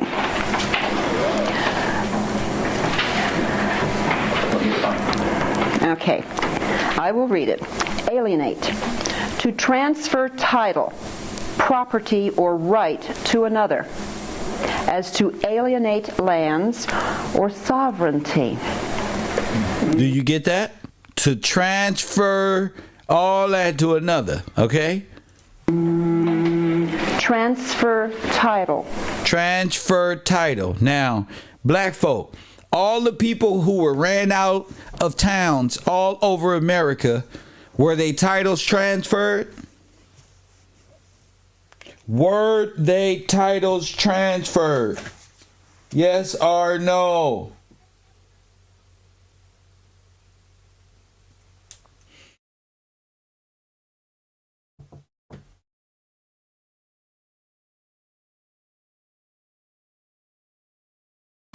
Okay. Under alienation, still we have yes, they were. A transfer of title or a legal conveyance of property to another. Or legal conveyance. Okay? So there goes your communication. We now have set up a communication between each other. Excuse me, one second. I got a stupid ass in the classroom.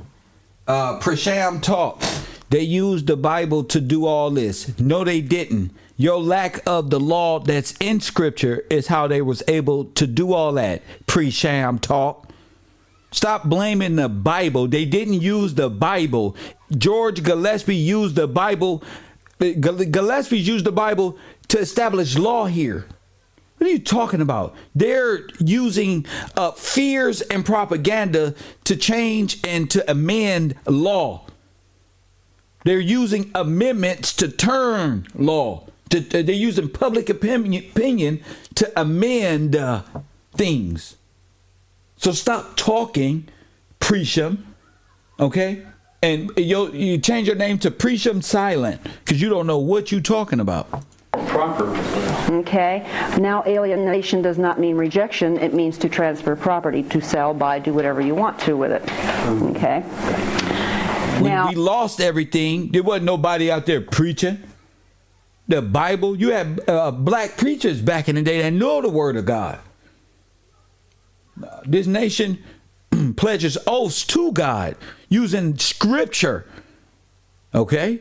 So make sure you get your argument of stance correct. Presham.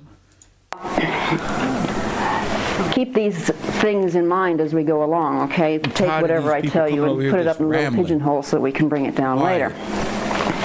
Now, there is in your pamphlets, in your booklets, a diagram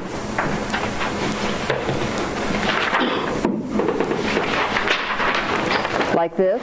By the time we're finished with this class, lecture, whatever you want to call it, this diagram is going to be a living, breathing entity to you. It's going to be reality, I hope. If it's not, then I wouldn't have done my job. Now you will notice on the left side, this is the system according to me, on the left side you see up the top Principles of Liberty, and the preamble, the articles, the amendments, down through Amendment 14. And on the right side, you will find up at the top, it says Principles of Mort Main. How many recognize the word Mort Main? How many of us recognize Mort Main? No, dang Calloway, none of the Indians teach this. Press 1. None of only people who teach this stuff, you got to go talk to the Moors who are over here like, damn, Kev at it again. Press 1. you got to go talk to the Moors. Press 1, you're not going to get this from the Indians. Press 1, the Indians only know 5 words in English. Press 1, they don't, the Niji people, they flying around on the back of a turtle some goddamn where when all this is going on. Press 1, they playing in ooze with the rest of the Ninja Turtles in the bottom of the New York sewers with the rats.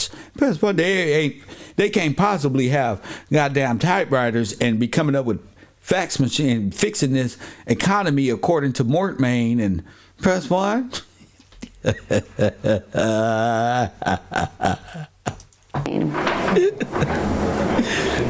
Where you at?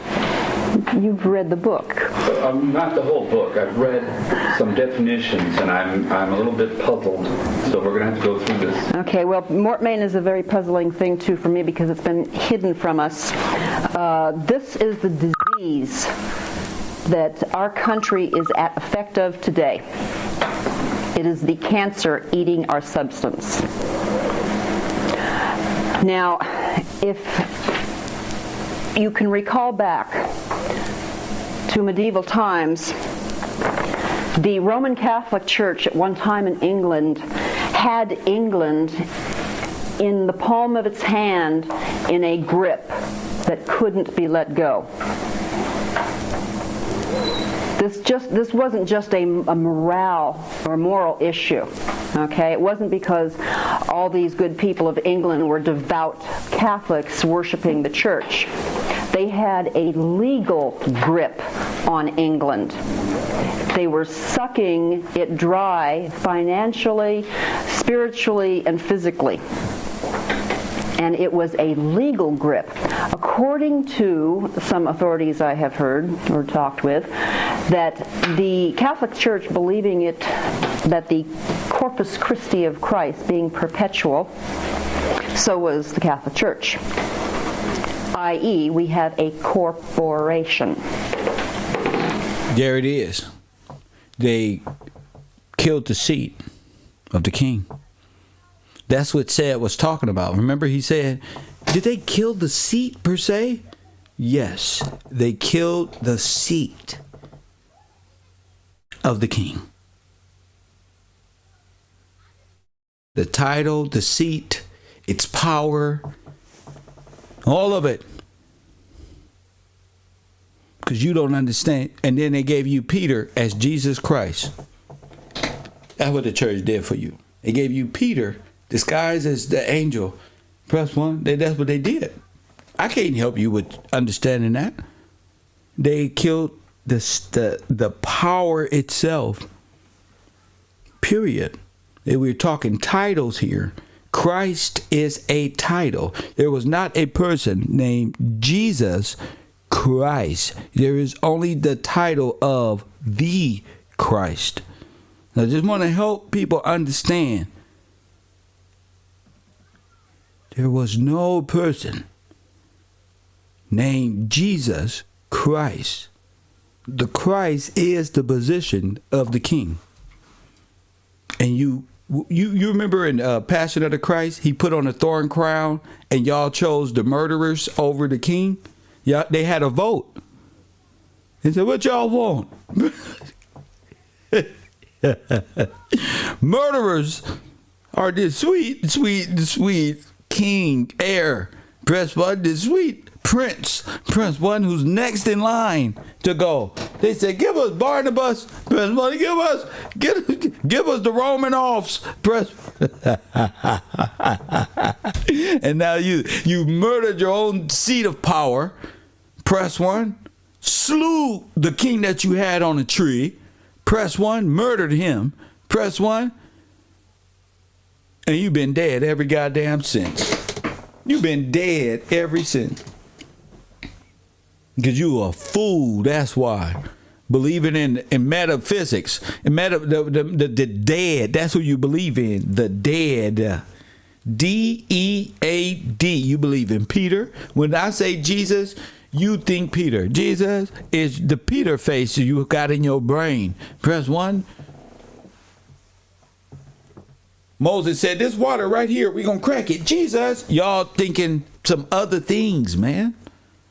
Jesus told you who he was, told you what was to come after him, and you sit up here under the guidance of the one Jesus called Peter. Peter. I mean, the one Jesus called Satan, Peter. Y'all roll with the one man that's called Satan in the whole book of the Bible. Y'all go to his church because you are sick. Y'all Satan worshipers, that's why. Okay. Mortmain refers to corporate functions, corporate principles, the corporate way of doing things. That's right. And the now we corporate shall way look up of doing that things. word. 501(c). This is all a part of the death grip to get you incorporated. Do you get it? To get you incorporated. This is how. In the dictionary.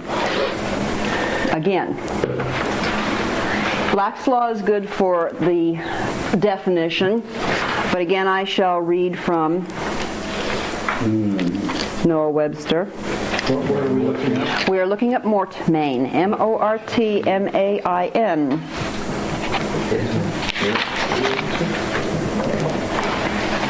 Mortmain. French, mort meaning dead and main meaning hand. In law, possession of lands or tenements in dead hands. In what? In dead hands. Corporate, a dead company. So to revolve in dead hands. To change, to revolve in dead hands. To revolve in dead hands. In corporate hands. Now you know why Disney got sovereignty? And all y'all shit revolving around in dead hands. Or hands that cannot alienate. Are hands that cannot alienate. Alienation in mortmain is an alienation of lands or tenements to any corporation, listen, sole or aggregate, ecclesiastical or temporal, particularly to houses of religion or religious houses, by which the estate becomes perpetually inherent in the corporation and unalienable. Not transferable. And cannot be transferred out. Mortmain, it means dead hands. So you give all of your possessions to the church and it will not be, you got it? That's why you don't own anything. Because after you die, it all goes back to the church. Is in dead hands. It is a death grip on this country. Death grip on this country. The same way it was in England in medieval times. Look. It is the principle our government is working under and upon at this very moment. Henry VIII saw this. They all saw this. There were mortmain statutes. And now we're going to commence to go through the literature. Now, all this mortmain, put it up here with alienation, okay? Because it's going to be coming up. Mortmain and Cyprus have destroyed our country. We'll get into Cyprus. I like to say cyprès because it's a French word and it sounds very elegant. Cyprès. So when I say cyprès, it's C-Y-P-R-E-S-S, 2 words. Cyprus is the ability to change a trust. Okay? The authority, the ability, what such are. Now we're going to go to the preamble. I have the preamble sitting here right in front of you. And we'll be looking at that and going to the English laws. Now, the greatest document ever created was the Magna Carta, as far as I'm concerned. Our Constitution today is literally our Magna Carta. So, listen, when we read the whatchamacallit about the Magna Carta being where? In the U.S. Treasury Department at the time, the most profound document, the Magna Carta, is right there in the vault. Right there. Documents and everything. Okay. Now, in the Magna Carta, I have given to you, I believe, the whole of it. It's very difficult reading because it's in the Old English words. But if you do read it, and you should, okay, you will notice that it is all, or basically up to a certain point, about inheritances. To inherit your liberty, especially number CAP1, okay, a confirmation of liberties. Right here, it takes the liberties and says, our liberties are inheritable. We have granted also and given to all the freemen of our realm, for us and our heirs forever, these liberties underwritten. Bingo. Bingo. Dead hands meaning corporation. Corporation is dead or black in law. Dead. Okay. Black is dead in law. So if you got a bunch of immigrants who are pretending to be white and they're taking all of your things, they can transfer property within each other and it'll be revolving dead hands, you know. This shit is crazy, man. The Magna Carta makes your liberties an inheritable thing. The Magna Carta, monarchy, makes your rights in everything. Let's go back to what she said, so I don't misconstrue it. It's important that. Let me see this caller real quick. Coffee and Kush TV, you on the air? What up? Kev, I have some information about the Vatican. I'm not talking about the Vatican. I'm talking about heirs and stuff like that. I got Vatican. What the Vatican about? What? I mean, I don't care. You know what? Fuck you, bitch. I know. Thank you. I don't really care about the Vatican. Thank you. I got all that. Listen, I got all the Vatican. You can yell F you all you want. We already know about the Vatican. We talking about the trust. We already know about the Vatican. Thank you. You're late, sir. Thank you. F me. I'm going to make sure somebody F's me real good. Press 1. I'm going to make sure. And I'm going to be thinking about that comment. Well, the man said, press 1. Coward. That's a shame, bro. I don't get no respect from these folks. I just made these press grills 1. for my dog. I don't get no respect from these people. There's something wrong with them. Literally our Magna Carta. Okay? Now, in the Magna Carta, I have given to you, I believe, the whole of it. It's very difficult reading because it's in the Old English words. But if you do read it, and you should, okay, you will notice that it is all, or basically up to a certain point, about inheritances. That's right. To inherit your liberty, especially inherit right to freedom. Ain't that what y'all want? Freedom, right? Well, it's inherited, right? It's inherited. That is an inheritance. Press 1. So in 1946, they took Magna Carta from America and gave it to England, correct? They took it from, you can say that, yes. CAP1, yes. Okay, a confirmation of liberties. Magna Carta is the big charter, is the big one. Right here, it takes the liberties and says, our liberties are inheritable. We have granted also and given to all the freemen of our realm, for us and our heirs forever, these liberties underwritten. That's right.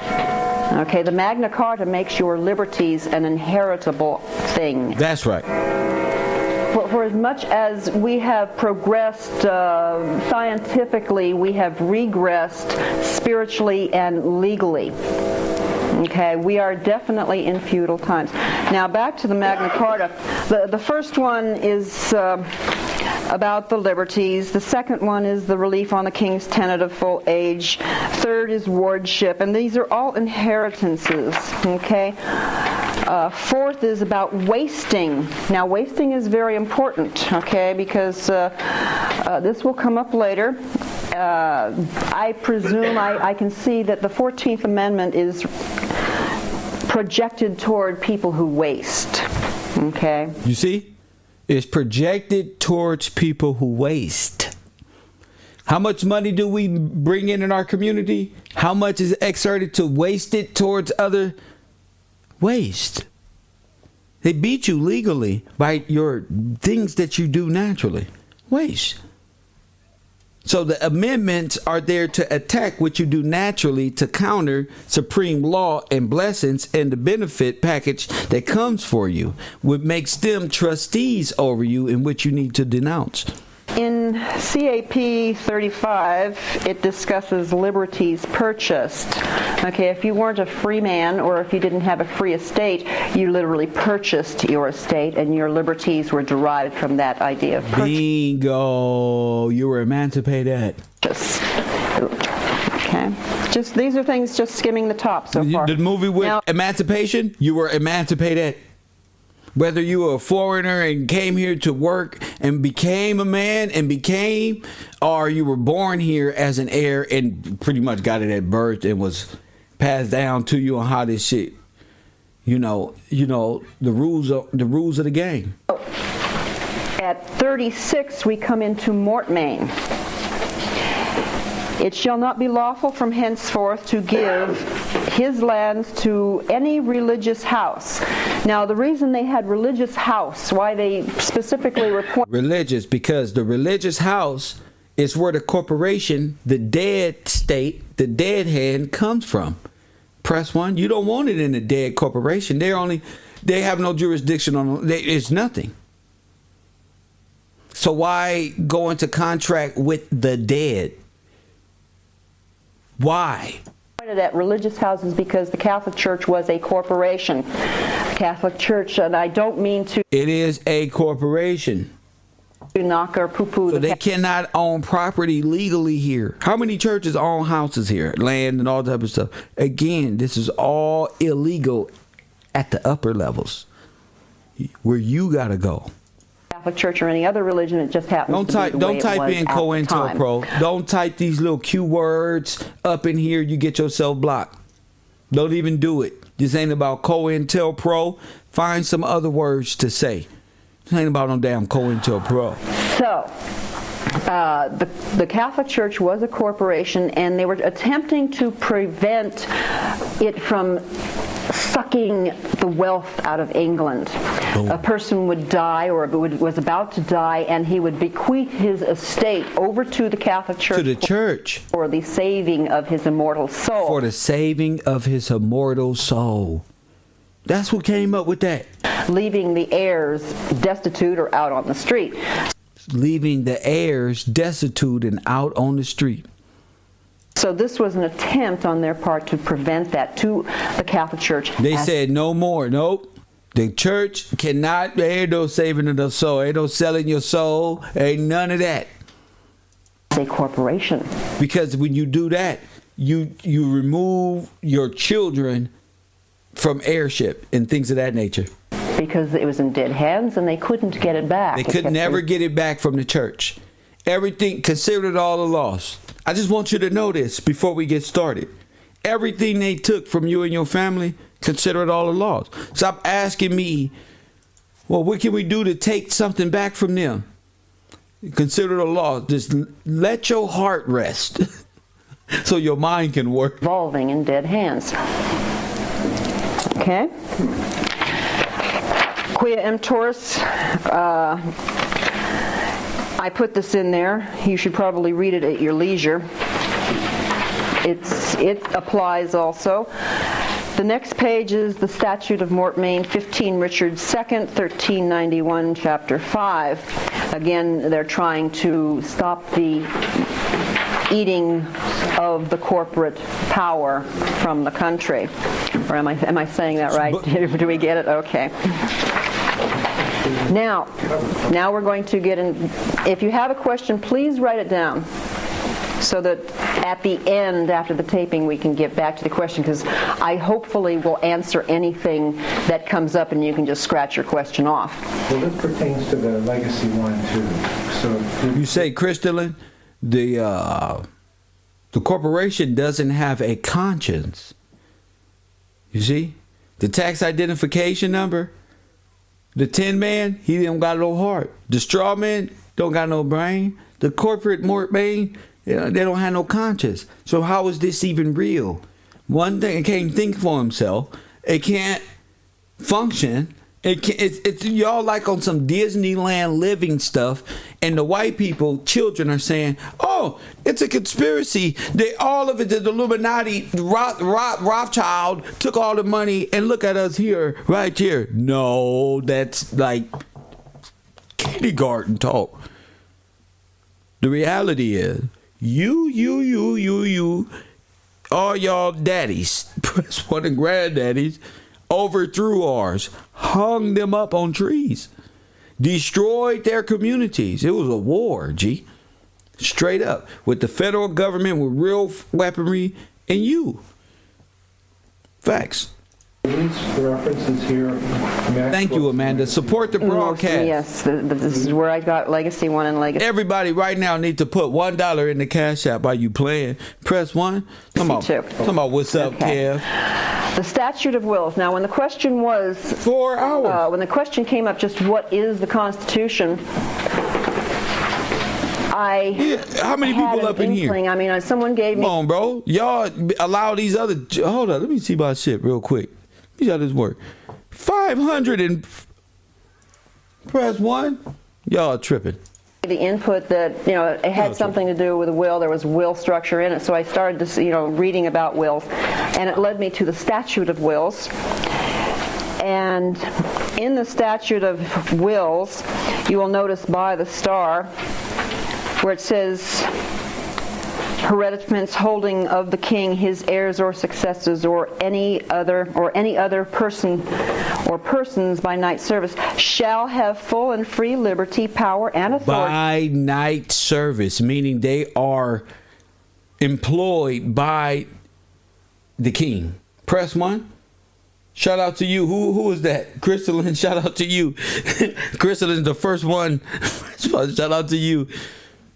You got to be employed by the king. Then you're knighted. You're knighted by the king. Now you're a part. Give, dispose, will, or devise to any persons except bodies, politic, and corporate. Okay, so the Constitution as a thing right there told me it could not be a will. Couldn't possibly be a will. It was against the common law. It was against the laws of England, of which the founding fathers. So the Constitution is against common law. Look at what she said. Listen. If it's against common law, it's against. Oh, shout out to y'all in my Cash App. Y'all know me.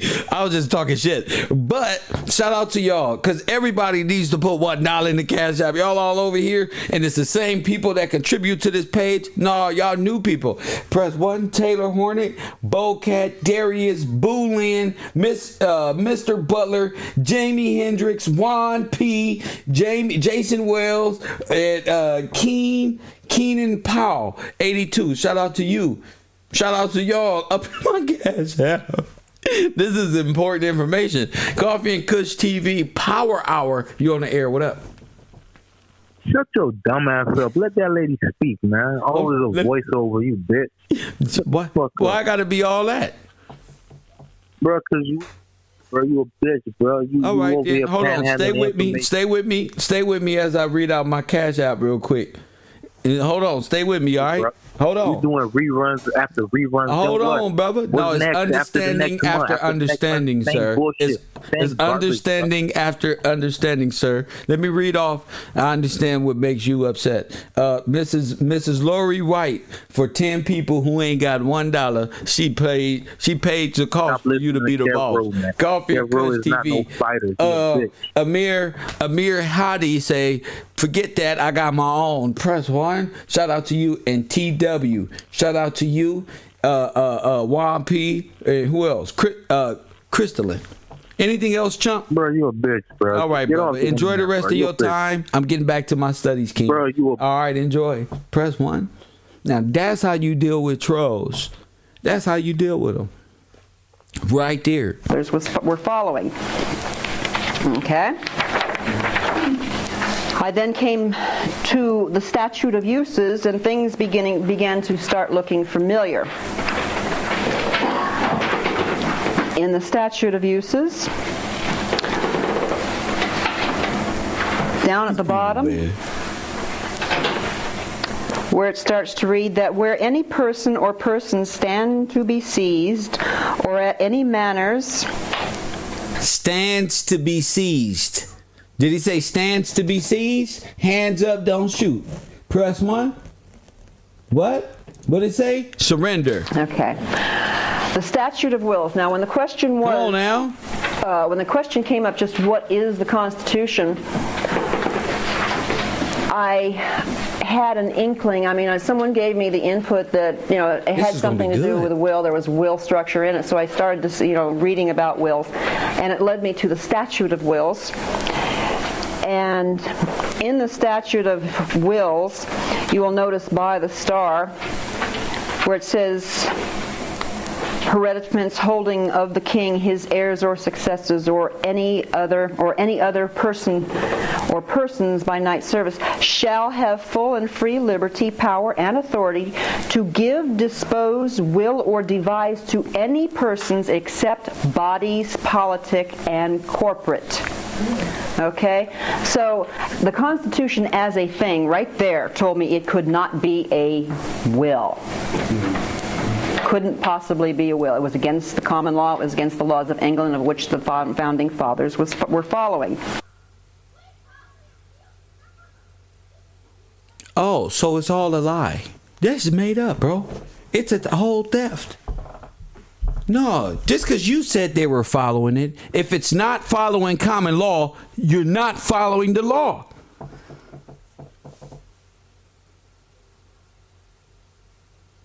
Damn, she ran that fast.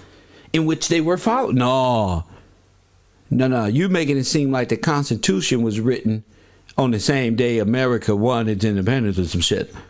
Press 1. Nah, if it's against common law, it's an attack on the beneficiaries or the heirs. Because that is the blessing. Jeez Louise. Shout out to Tiffany Jones, Christopher Gibson, Marie. Shout out to y'all. I'm still going to read them. I ain't tripping off of this, man. This is important. Okay. I then came to the statute of uses, and things began to start looking familiar. In the statute of uses, down at the bottom, where it starts to read that where any person or persons stand to be seized. Somebody just said she's making the Constitution the preamble, Articles of Faith. You're absolutely right. That's why she can't find nothing in the Constitution other than what they can't do against the heirs. And the only thing, everything is in good faith. It's all about the preamble, just like you said. Coffee and Kush TV, you're on the air. What up? You're not an heir. You're a groundhog. You're a groundhog. All right, brother. All right, brother. He having problems keeping. My man said you a groundhog. Or at any manners, lands, tenements, rents, services, reversions, remainders, or others. Look, remainderment. Or any body politic by reason of any bargain, sale, fiatment, fine, recovery. Look, fiatment, money that ain't backed by nothing. That's your, oh my goodness. Covenant, contract, agreement, will, or otherwise, by any manner, means whatsoever. It shall be, in every such case, all and every such person and persons and body politic that have or hereafter shall have any such use, confident, or trust in fee simple, fee tail, or term of life, 4 years, etc., shall from henceforth stand be seized and deemed and judged in lawful season. This is saying that this creates a trust, a use, actually. Of a trust. I put something in trust for your use. Oh, so I put something in trust for your use. You can use it, but it's mine, but you can borrow it. Press 1. That's what the Constitution creates, something that they can borrow. Press 1. I'm trying to follow.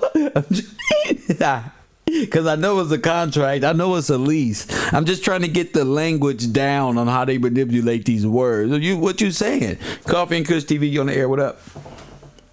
You're not an heir. You're a groundhog, bro. I am groundhog, a trustee. I'm not only right? a trustee, but I'm the testator or the trustor. I'm a person who creates it. But I put something into trust so that you can use it. Wow.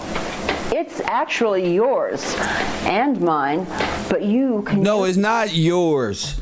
It's mine. Press 1. It's not yours. What do you mean? It's actually yours, but you can use it and mine. No. If you can use it, it's mine. Give it back when we finish. Use it. It's a use. So the Constitution is Debo? You absolutely right. Look at your neighbor and say, Not like this. The Constitution Not like is this my bike now. Oh, that bike. That's what. Right this way. I thought but you was coming over here.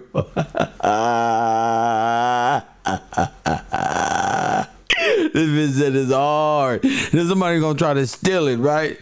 Little mama, this is my Teddy Ruxpin, okay? She said, all right. It's actually ours because you let me use it, because that means it's ours. No, it's mine. You got to give it back. Well, technically it's ours because you're granting me the same right. I can put the tapes in the Teddy Ruxpin too. I can play this. I can turn it on too, right? All right. That's all I'm saying. I can use it the way you use it. It's like Mickey Mouse and Fantasia until God comes and give me this shit. Jeez. Man, it's My Little Pony. They called it the statute of uses. Trusts and uses are basically the same thing. Oh my goodness, we in trouble. They fall under the same idea. We need women in trust law and knowing these things right here. Woo! When a woman know this shit right here, more get to talking to Kev Gillz with this type of authority. Nigga, you got to know about trust law. Look at this. Look what it says here. Look what and then it generates me to give more truth. Man, you better watch out. Same conditions. You better watch out. Okay, that started to ring a bell. To use. Yes, I should be able to use it. I should be able to use it. And then Get out. Came across. We got the preamble now. Get out of here. The statute of charitable uses, and things really begin to look familiar. Now, in the statute of charitable uses, you shall find that which looks very familiar, like the Social Security system. Oh my goodness, here goes the whole movement. Everything you got that enslaved you came after they did this one to you. The Constitution is your slave note. Press 1. All of this is the immigration's way of communistic ideals of all y'all working together for some grand democracy, which is actually communism and socialism. So you want to be against Karl Marx and Stalin and whatchamacallit, but you're actually in that environment. You've been there. You've been there. I don't even know why you're running from Adolf Hitler. That's who you are. You're Stalin. You're Kim Jong-un.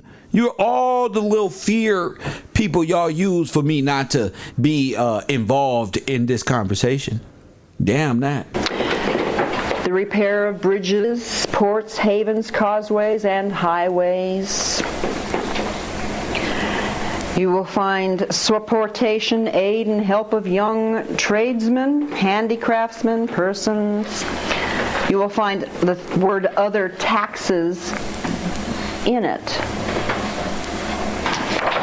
Okay, this is a very important statute. The statute of uses and the statute of charitable uses are the big ones. Come on, charitable uses. Come on. Then on the next page I have the statute of fraudulent deeds, alienations, etc., which is a statute 13 Elizabeth 1, 1570, chapter 5. Now this is Elizabeth right? This is Elizabeth writing this to stop the church from stealing, to stop the caustic church from stealing, the corporation. Elizabeth, this was after the overthrow of the Catholic Church. They were now Protestants and had gained control back of England. What happened was, I guess people just got fed up with. They didn't get fed up. The corporation was bankrupt, and the king took his sovereignty and declared the corporation, the East Indian Company, bankrupt. He bankrupted, the company was bankrupt, the church was always bankrupt, and he gave the people in the colonies of Virginia royal status, common law freedom. So the church can never take away something. The corporation cannot take away from you. Your state has to not be operating out of common law like California and some shit for you to be a fucking renegade. You know, your state must be like stupid. And again, as I get older and wiser, I now know where not to live. In California and these little states where communism and this fake liberal / conservative, these little ideologies, but the black communities are kept in dire situations. Like I say, it's time to give both parties up and to start thinking about something else to vote on if that's the case. The whole situation. They got tired of the corporate Mort Main structure keeping them in dead hands with the death grip. Got rid of the king, got rid of the church, and now we have Elizabeth, who is Protestant, and she creates the statute of fraudulent deeds. And in here,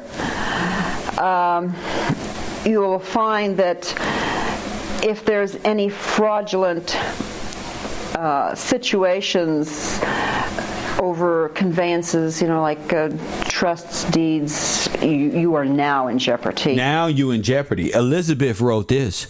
If there's any fraud, if there's any corporation who found any people who found their way into dead hands, it's all fraud. And you're in trouble according to this. By guileful and covetous or fraudulent devices and practices, as aforesaid, we shall or might be in any ways disturbed, hindered, delayed, or defrauded to be clearly and utterly void, frustrate, and of none effect. If you created trust that was fraudulent, it was of none effect. It was in the none effect. Press 1. You already said a statute of uses and all that is of none effect. And that's what I'm telling you. Get off of the bullshit. It's time to apply it instead of running. Stop running. You be like Jonah. God gonna keep putting you right. You gotta confront it. You have to confront it. It's not real. And you have no jurisdiction. What is it? A constitution. And here these blacks are, don't submitted themselves to the Constitution. Here a white lady telling you right there. I've been telling you it's a contract. It's actually a theft. It's an opening and a busting of the trust. So when did this Constitution, all this stuff happen? I'm still thinking Roosevelt and him ratifying these contracts and amendments to keep you... what's the word? What am I looking for? To keep them incompetent. There you go, Kristen. Incompetent. A minor. Out of place. Don't know law. A criminal. Press 1. An excuse maker for himself. So therefore, if the Founding Fathers were creating a trust in the Constitution, it had to be lawful. It had to be lawful. We go again to the statute against collusive and fraudulent conveyances, which also upholds this thought and line of idea. Number 3 down in the first paragraph says, or else by any secret intent of the parties, the same to be their own proper use, and at their free disposition. Number 4, colored nevertheless by a feigned countenance and show of words and sentences as though the same were made bona fide for good causes. Still upholding the fact that if you are creating something, it has to be lawful. It has to be lawful. This is the common law. This is the law of England. And this is the law. I told you. So they didn't even have no constitution back then. They'd be lying them motherfucker with them Benjamin Franklin boots, press 1, and all these little stupid shoes from Europe and all that shit. None of that stuff is even real. I told you had a Bill of Rights, what you was allowed to do, and then there's corporate law. Then there's corporate law. Then there's a whole, Elizabeth wrote a whole, that's why I called her Queen Elizabeth, macho man. Hold a whole law against the corporate, what they cannot do, and the fraudulent activity that comes from it. It is now null and void, and you are about to be fined. But when you don't have women in a position, when you have men calling themselves every nation in the world but themselves, press 1, when we're so caught up in entertainment, you can't even grasp the idea of liberty being a right, of freedom being passed down. It's something for you to really have. You are a freeman, and after that comes all this other stuff that comes with it. But first you have to become a free man. Founding fathers went by. They were lawful men. You will find constantly through these statutes repeatedly inheritances, repeatedly body politics, corporate, so that you can literally separate who is who without everything being piled up into a mishmash. That sounded demonic in a way. That sounded genocidal, holocaustic in a way. We have the statute of frauds. It's a very important thing. We can't get to the statute of frauds when we go into court these days because the laws and the workings of the Mortmain government is not in its reach. What that mean? It's not in its reach. We're going to show you how and why it's not in its reach. Okay? So when you go into a court saying, this is fraudulent, the judge sitting there going, no, I don't think so. No, because you can't get to the common law. You are barred. You are barred from common law. Why are you barred from the common law? Because a bar association puts you behind bars and takes away your right. You have no common law. You are barred. That means when you go to court, you can't speak for yourself. You need an attorney because you're not a man. You're barred. Press 1, the corporation has power over you. Whenever you say, I'm going to get me a lawyer, that's the corporation. When you say, I need a public defender, the corporation is in power over you. They don't need you. That's why every nigga who sit there, no, he didn't make that deal. Every deal, he don't even know what's going on. The corporation is in full power because you're not a man. Because you sitting up there like this. He going to talk for me. A dead person. A person that's for the corporate state. See, but when they get Mr. Gillespie, the dead person tells the dead judge and tells the other dead person, we ain't got no jurisdiction of somebody that's living. Press 1. This man is alive. He don't have no debt with us. He's he can speak for himself.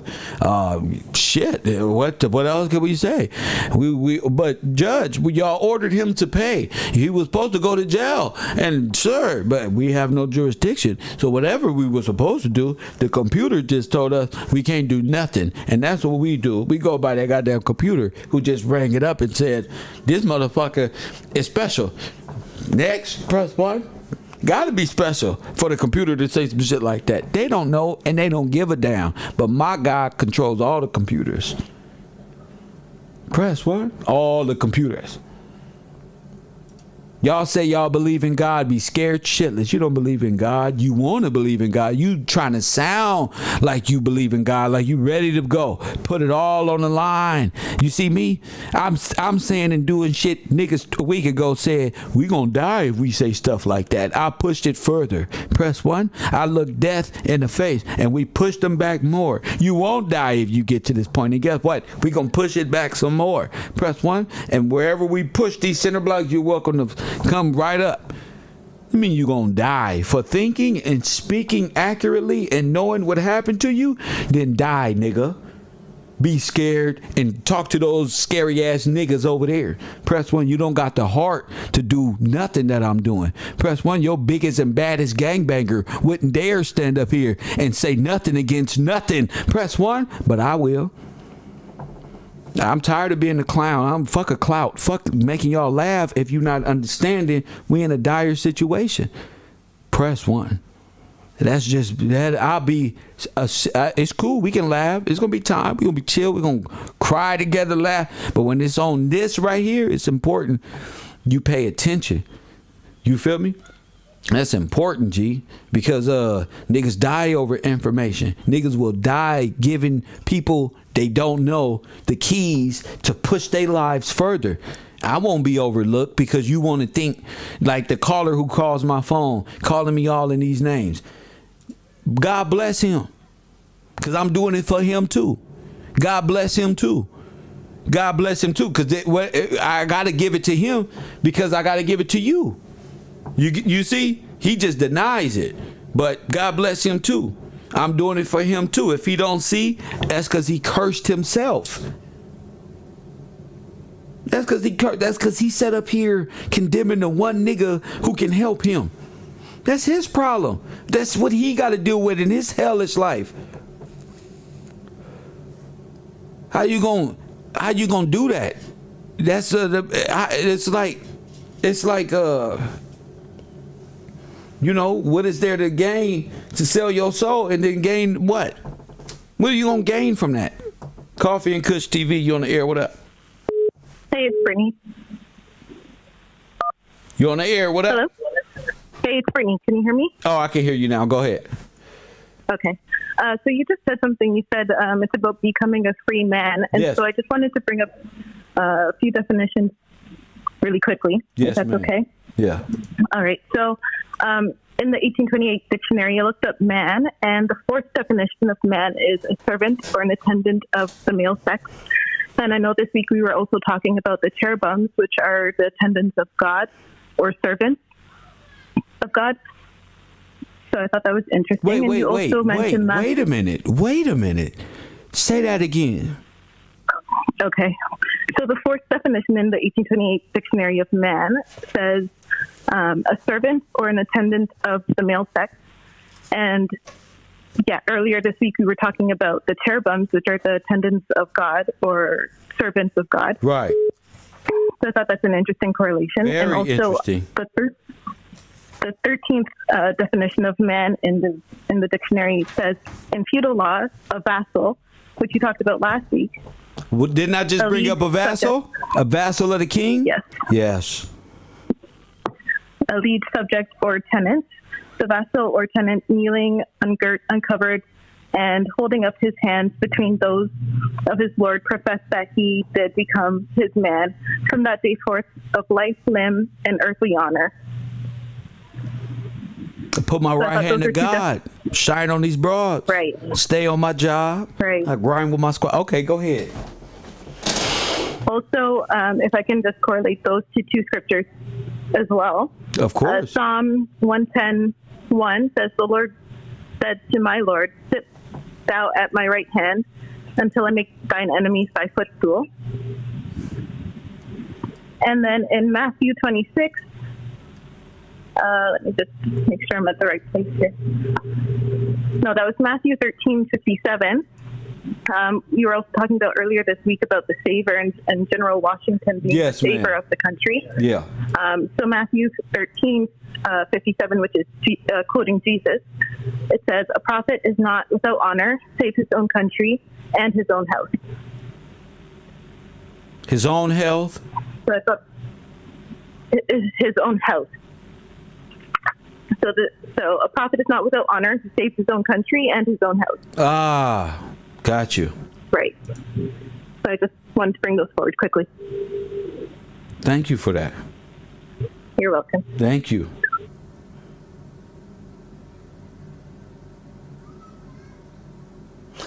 It's just when people call in referencing what we do with scripture and stuff like that, it's a beautiful thing. And more men need, that's just let me know a lot of men are really out of bounds. Facts. The little diagram. This is why I can't be around a lot of people, because they eyes aren't set on the word. It's set on what you can get and what Kevin, what's promised for me is promised for me. I just want to let everybody know that that's not yours. Even if one of y'all is mine, it doesn't matter. You're not. It's all mine.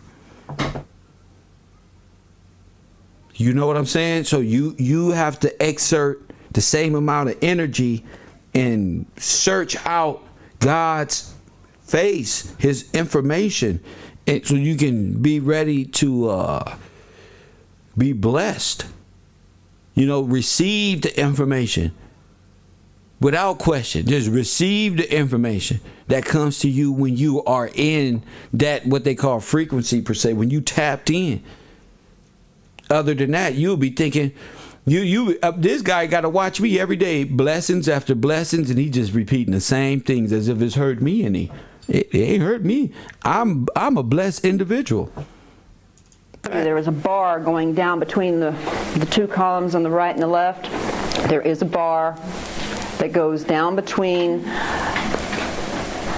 the principles of liberties and the principles of Mortmain. No, so that's what the bars and stuff represent. All right? So you got to get to a place where the bar doesn't have jurisdiction over you. How you going to do that? How you going to get to a place, black man and woman, where you have more power than the bar? Huh? Something that you used to walk into and they had full access to do what they wanted. Now you are walking in your right. That's a different feeling. I just want you to know that as a man, to speak in court and win lawsuits and beat them up and do this, it's something else that'll change your life. It'll make all the work that you're doing. You don't got to graduate school to speak for yourself. You didn't have to graduate high school or elementary. You don't have to have nothing. You just have to be not a criminal and be able to stand for yourself. Not for your homies. Your homies got to stand for themselves. But if y'all all are in law, y'all can stand for each other. You can use the law. You can fight. Look, say it like this.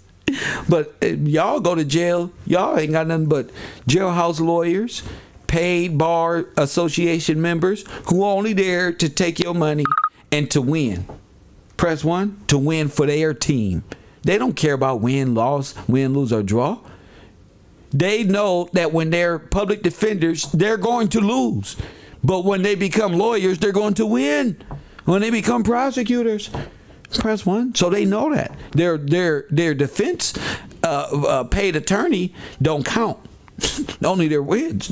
We're literally stuck into Mortmain in dead hands. That's where you're at. In Mortmain, in dead hands. We feel so frustrated when we go into court, knowing that there is justice somewhere, but we're not experiencing it. But you're not getting it. I experienced justice. It felt like freedom. I shed tears as soon as I got out of that court building. I've never experienced justice like that. Press 1. So that's what I want all brothers and sisters to recognize. Like, you are in charge of this. We don't see it. We don't get it. Something's wrong. We are barred. We keep coming up against the steel wall. That's London. And what did Tupac say? You keep bumping your hands against the steel wall. That's what the white man wants you to do. Go back and listen to that White Man's World. He's telling you it's deeper. It's use your head. You ain't never gonna get out. You ain't never gonna unless you want to. In this White Man's World, be a victim. You can be a victim if you want to. Now, in order for you to understand where the power lies. The power does not lie in the articles, nor does it lie in the amendments. That's right. It don't lie in the Articles of Confederation, nor does it lie in the amendments, like Mr. Gillespie said. Press 1. A true king. You hear me, dang Calloway? True. Natural. Raised from the dirt, nigga. No uncles or Shriners needed. Press 1. The power lies in the preamble. The power lies in the preamble. Press 1. So everybody here, we're supposed to be focused on the preamble. What is the preamble? It is the preamble that creates the estate. It is the preamble that creates the trust. Huh? It is the preamble who tells you who it is, or who it isn't. Who it is, which is who it ain't. Actually. Okay? You must understand what an estate is so that you can see it. So you can see it. Just like how the scriptures say, my people got eyes but can't see, and you gotta study the word of God to see the kingdom, correct? Same effect. You gotta be able to see it so you can fight for it. You don't know what freedom, you don't know what it feel like. They gave you what's the black people free? Juneteenth. They give you that's not real. That's not real, y'all. So that you can see the estate lying in here, and so that you can see the trust. So you can see the estate and you can see the trust. The preamble, you can see the estate. The amending and the other things, you can see the busting open of the trust during these articles and amending of common law. Press 1. Okay, we know that the English laws, it had to be a will or... You heard what she said? English law. So when you see Old English and colonial, that's you. You speak English. This is your language. Old English. Why do you think all the gangbangers used to write Old English in school? Anybody live from South Central LA? Anybody used to tag? All the gangbangers, all the street kids used to write Old English. Press 1. I mean, really good. Really good. Trust, it wasn't a will. We're going to presume it's a trust. Let me ask y'all, how do I know how to write calligraphy? I'm a nigga ain't graduated nothing. Listen to me. How am I a left-handed calligraphy specialist, nigga? How? So it's in us, G. What the fuck is calligraphy, bro? You talking cursive. I'm talking about fine writing with fine pens. My nigga. The shit they used feathers with back in the day. I didn't know I was that good at calligraphy. This Asian lady, wait a minute. You're left-handed, Kel. I ain't know none of that. You said write cursive. No, you're writing. And you don't even know. So now I know what she meant by that. It's like we're connected and we don't even know. They weren't going to get hung. I don't think so. If I were to create a document today, I try to make my documents lawful. I'm trying to follow their laws. Look, she's doing it right all along. Okay, so they were no different than we are. And I am a lawful person. You're going to have to turn this one sideways. This that we're going to go into is a book written by an Associate Justice of the Supreme Court, Henry Baldwin, in 1837. It was published. And it's rather large. It's much larger than what I have given you. It's literally a book, and bless my friend who gave it to me, because she said, well, so-and-so says this, that, and the other, and it's found in here. And I said, oh, well, I'd like to read this. And when I read it, I said, well, so-and-so missed something. He missed on page 3. The first parts of these things.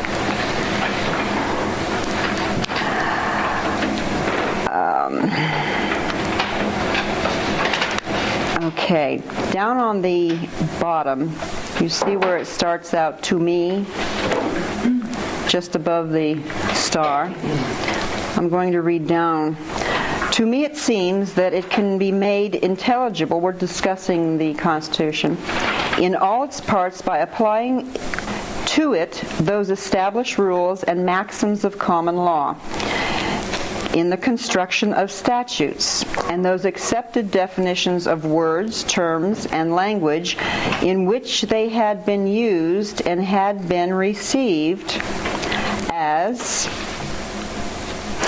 well known and understood in their ordinary or legal sense. That's why I have the Webster's Dictionary of 1828, because that's what the Constitution was written on.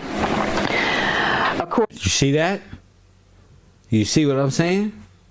According to the subject matter, in appealing to the common law as the standard of exposition in all doubts as to the meaning of written instrument, there is safety, certainty, and authority. The institution of the colonies were based upon it. It was their free system of jurisprudence with only local exceptions to suit the conditions of the colonists, who claimed it as their birthright. As what? Their birthright. And their inheritance. Why? Because it is your birthright and your inheritance. That's why. Because it is. The common law was their birthright and their inheritance. So they were claiming the liberties that were given to them under the great charters and the laws of England. Told you. Now, how could you do that if you broke away from them? How could you do that and you broke away from them? George would have said, oh, hell no, they begging again? They back, now they want to get back in, huh? That doesn't make sense. You know, they keeping the laws and the Magna Carta and the things that's because George is Colonel George, George Washington, all of these people, King George, it's the same thing. 3 different titles. They created characters out of them. They created characters out of, I'm at work today at Taco Bell. Tomorrow I work for Pacific Bell. And then on Thursday, I go to I work at the bar. So Kev at the bar now is different Kev from that works at Taco Bell. And that Kev is different. Both of them Kevs is different from management Kev at Pacific Bell. You get what I'm saying? Like, it's the same individual. The Magna Carta bequeathed, brought up the inheritance of liberties, and here they are claiming their inheritance. So the Magna Carta gave you the inheritance. The reason why they took it over there in London is to strip you from your right. The Magna Carta. That's when they stripped you from your birthright and stole everything from you. They stole everything. The Magna Carta is the first one. That's the kingdom. That's your king. That's your queen, king. That's the paperwork that solidifies and centralizes the government. They take that. They can make a Russian a queen, the king.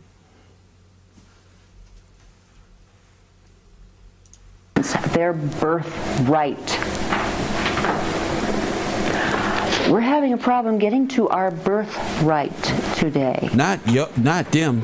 You. Their birthright is in Romania and all the other places. You're having a problem getting back to your birthright, which is freedom and liberty, and the right to travel and everything that comes with the Bill of Rights, which is pretty much your 10 Commandments. The law.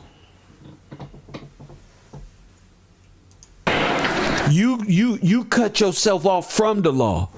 You vote for your statesman. You vote for the law. You cut yourself off. The next page. From the beginning, I guess that's the first paragraph down, the little star up at the top. From the beginning till the consummation of the Revolution, the people of the colonies and states in all successive Congresses, they had Congresses at the time. Of course, they had a Continental took their Congress. stand upon the common law and Constitution. They had a Continental Congress, yes. Constitution of England as the heirs of freedom. English freemen, whose custom it is derived from their ancestors to make those tremble who dare to think of making them miserable. Told you. Let me stop right there. Some of y'all don't really know what that means. Do you know what comes with... All y'all doing is sitting back. You're not really crying on the Lord in justice. No, you're a criminal. You're a communist. Wait, you're not really tired. Because all that coming of the Lord is a dreadful day that his children yell out for him, and such a yell that he hears them. They've been working on themselves. They've been building their empire up correctly. Now they're miserable. You don't torment them in a way. Now they know their history. They call out to God. They petition God. That's a dreadful day for the corporation. That is a dreadful day for everybody. Why? Because you have the power to reinstate your king.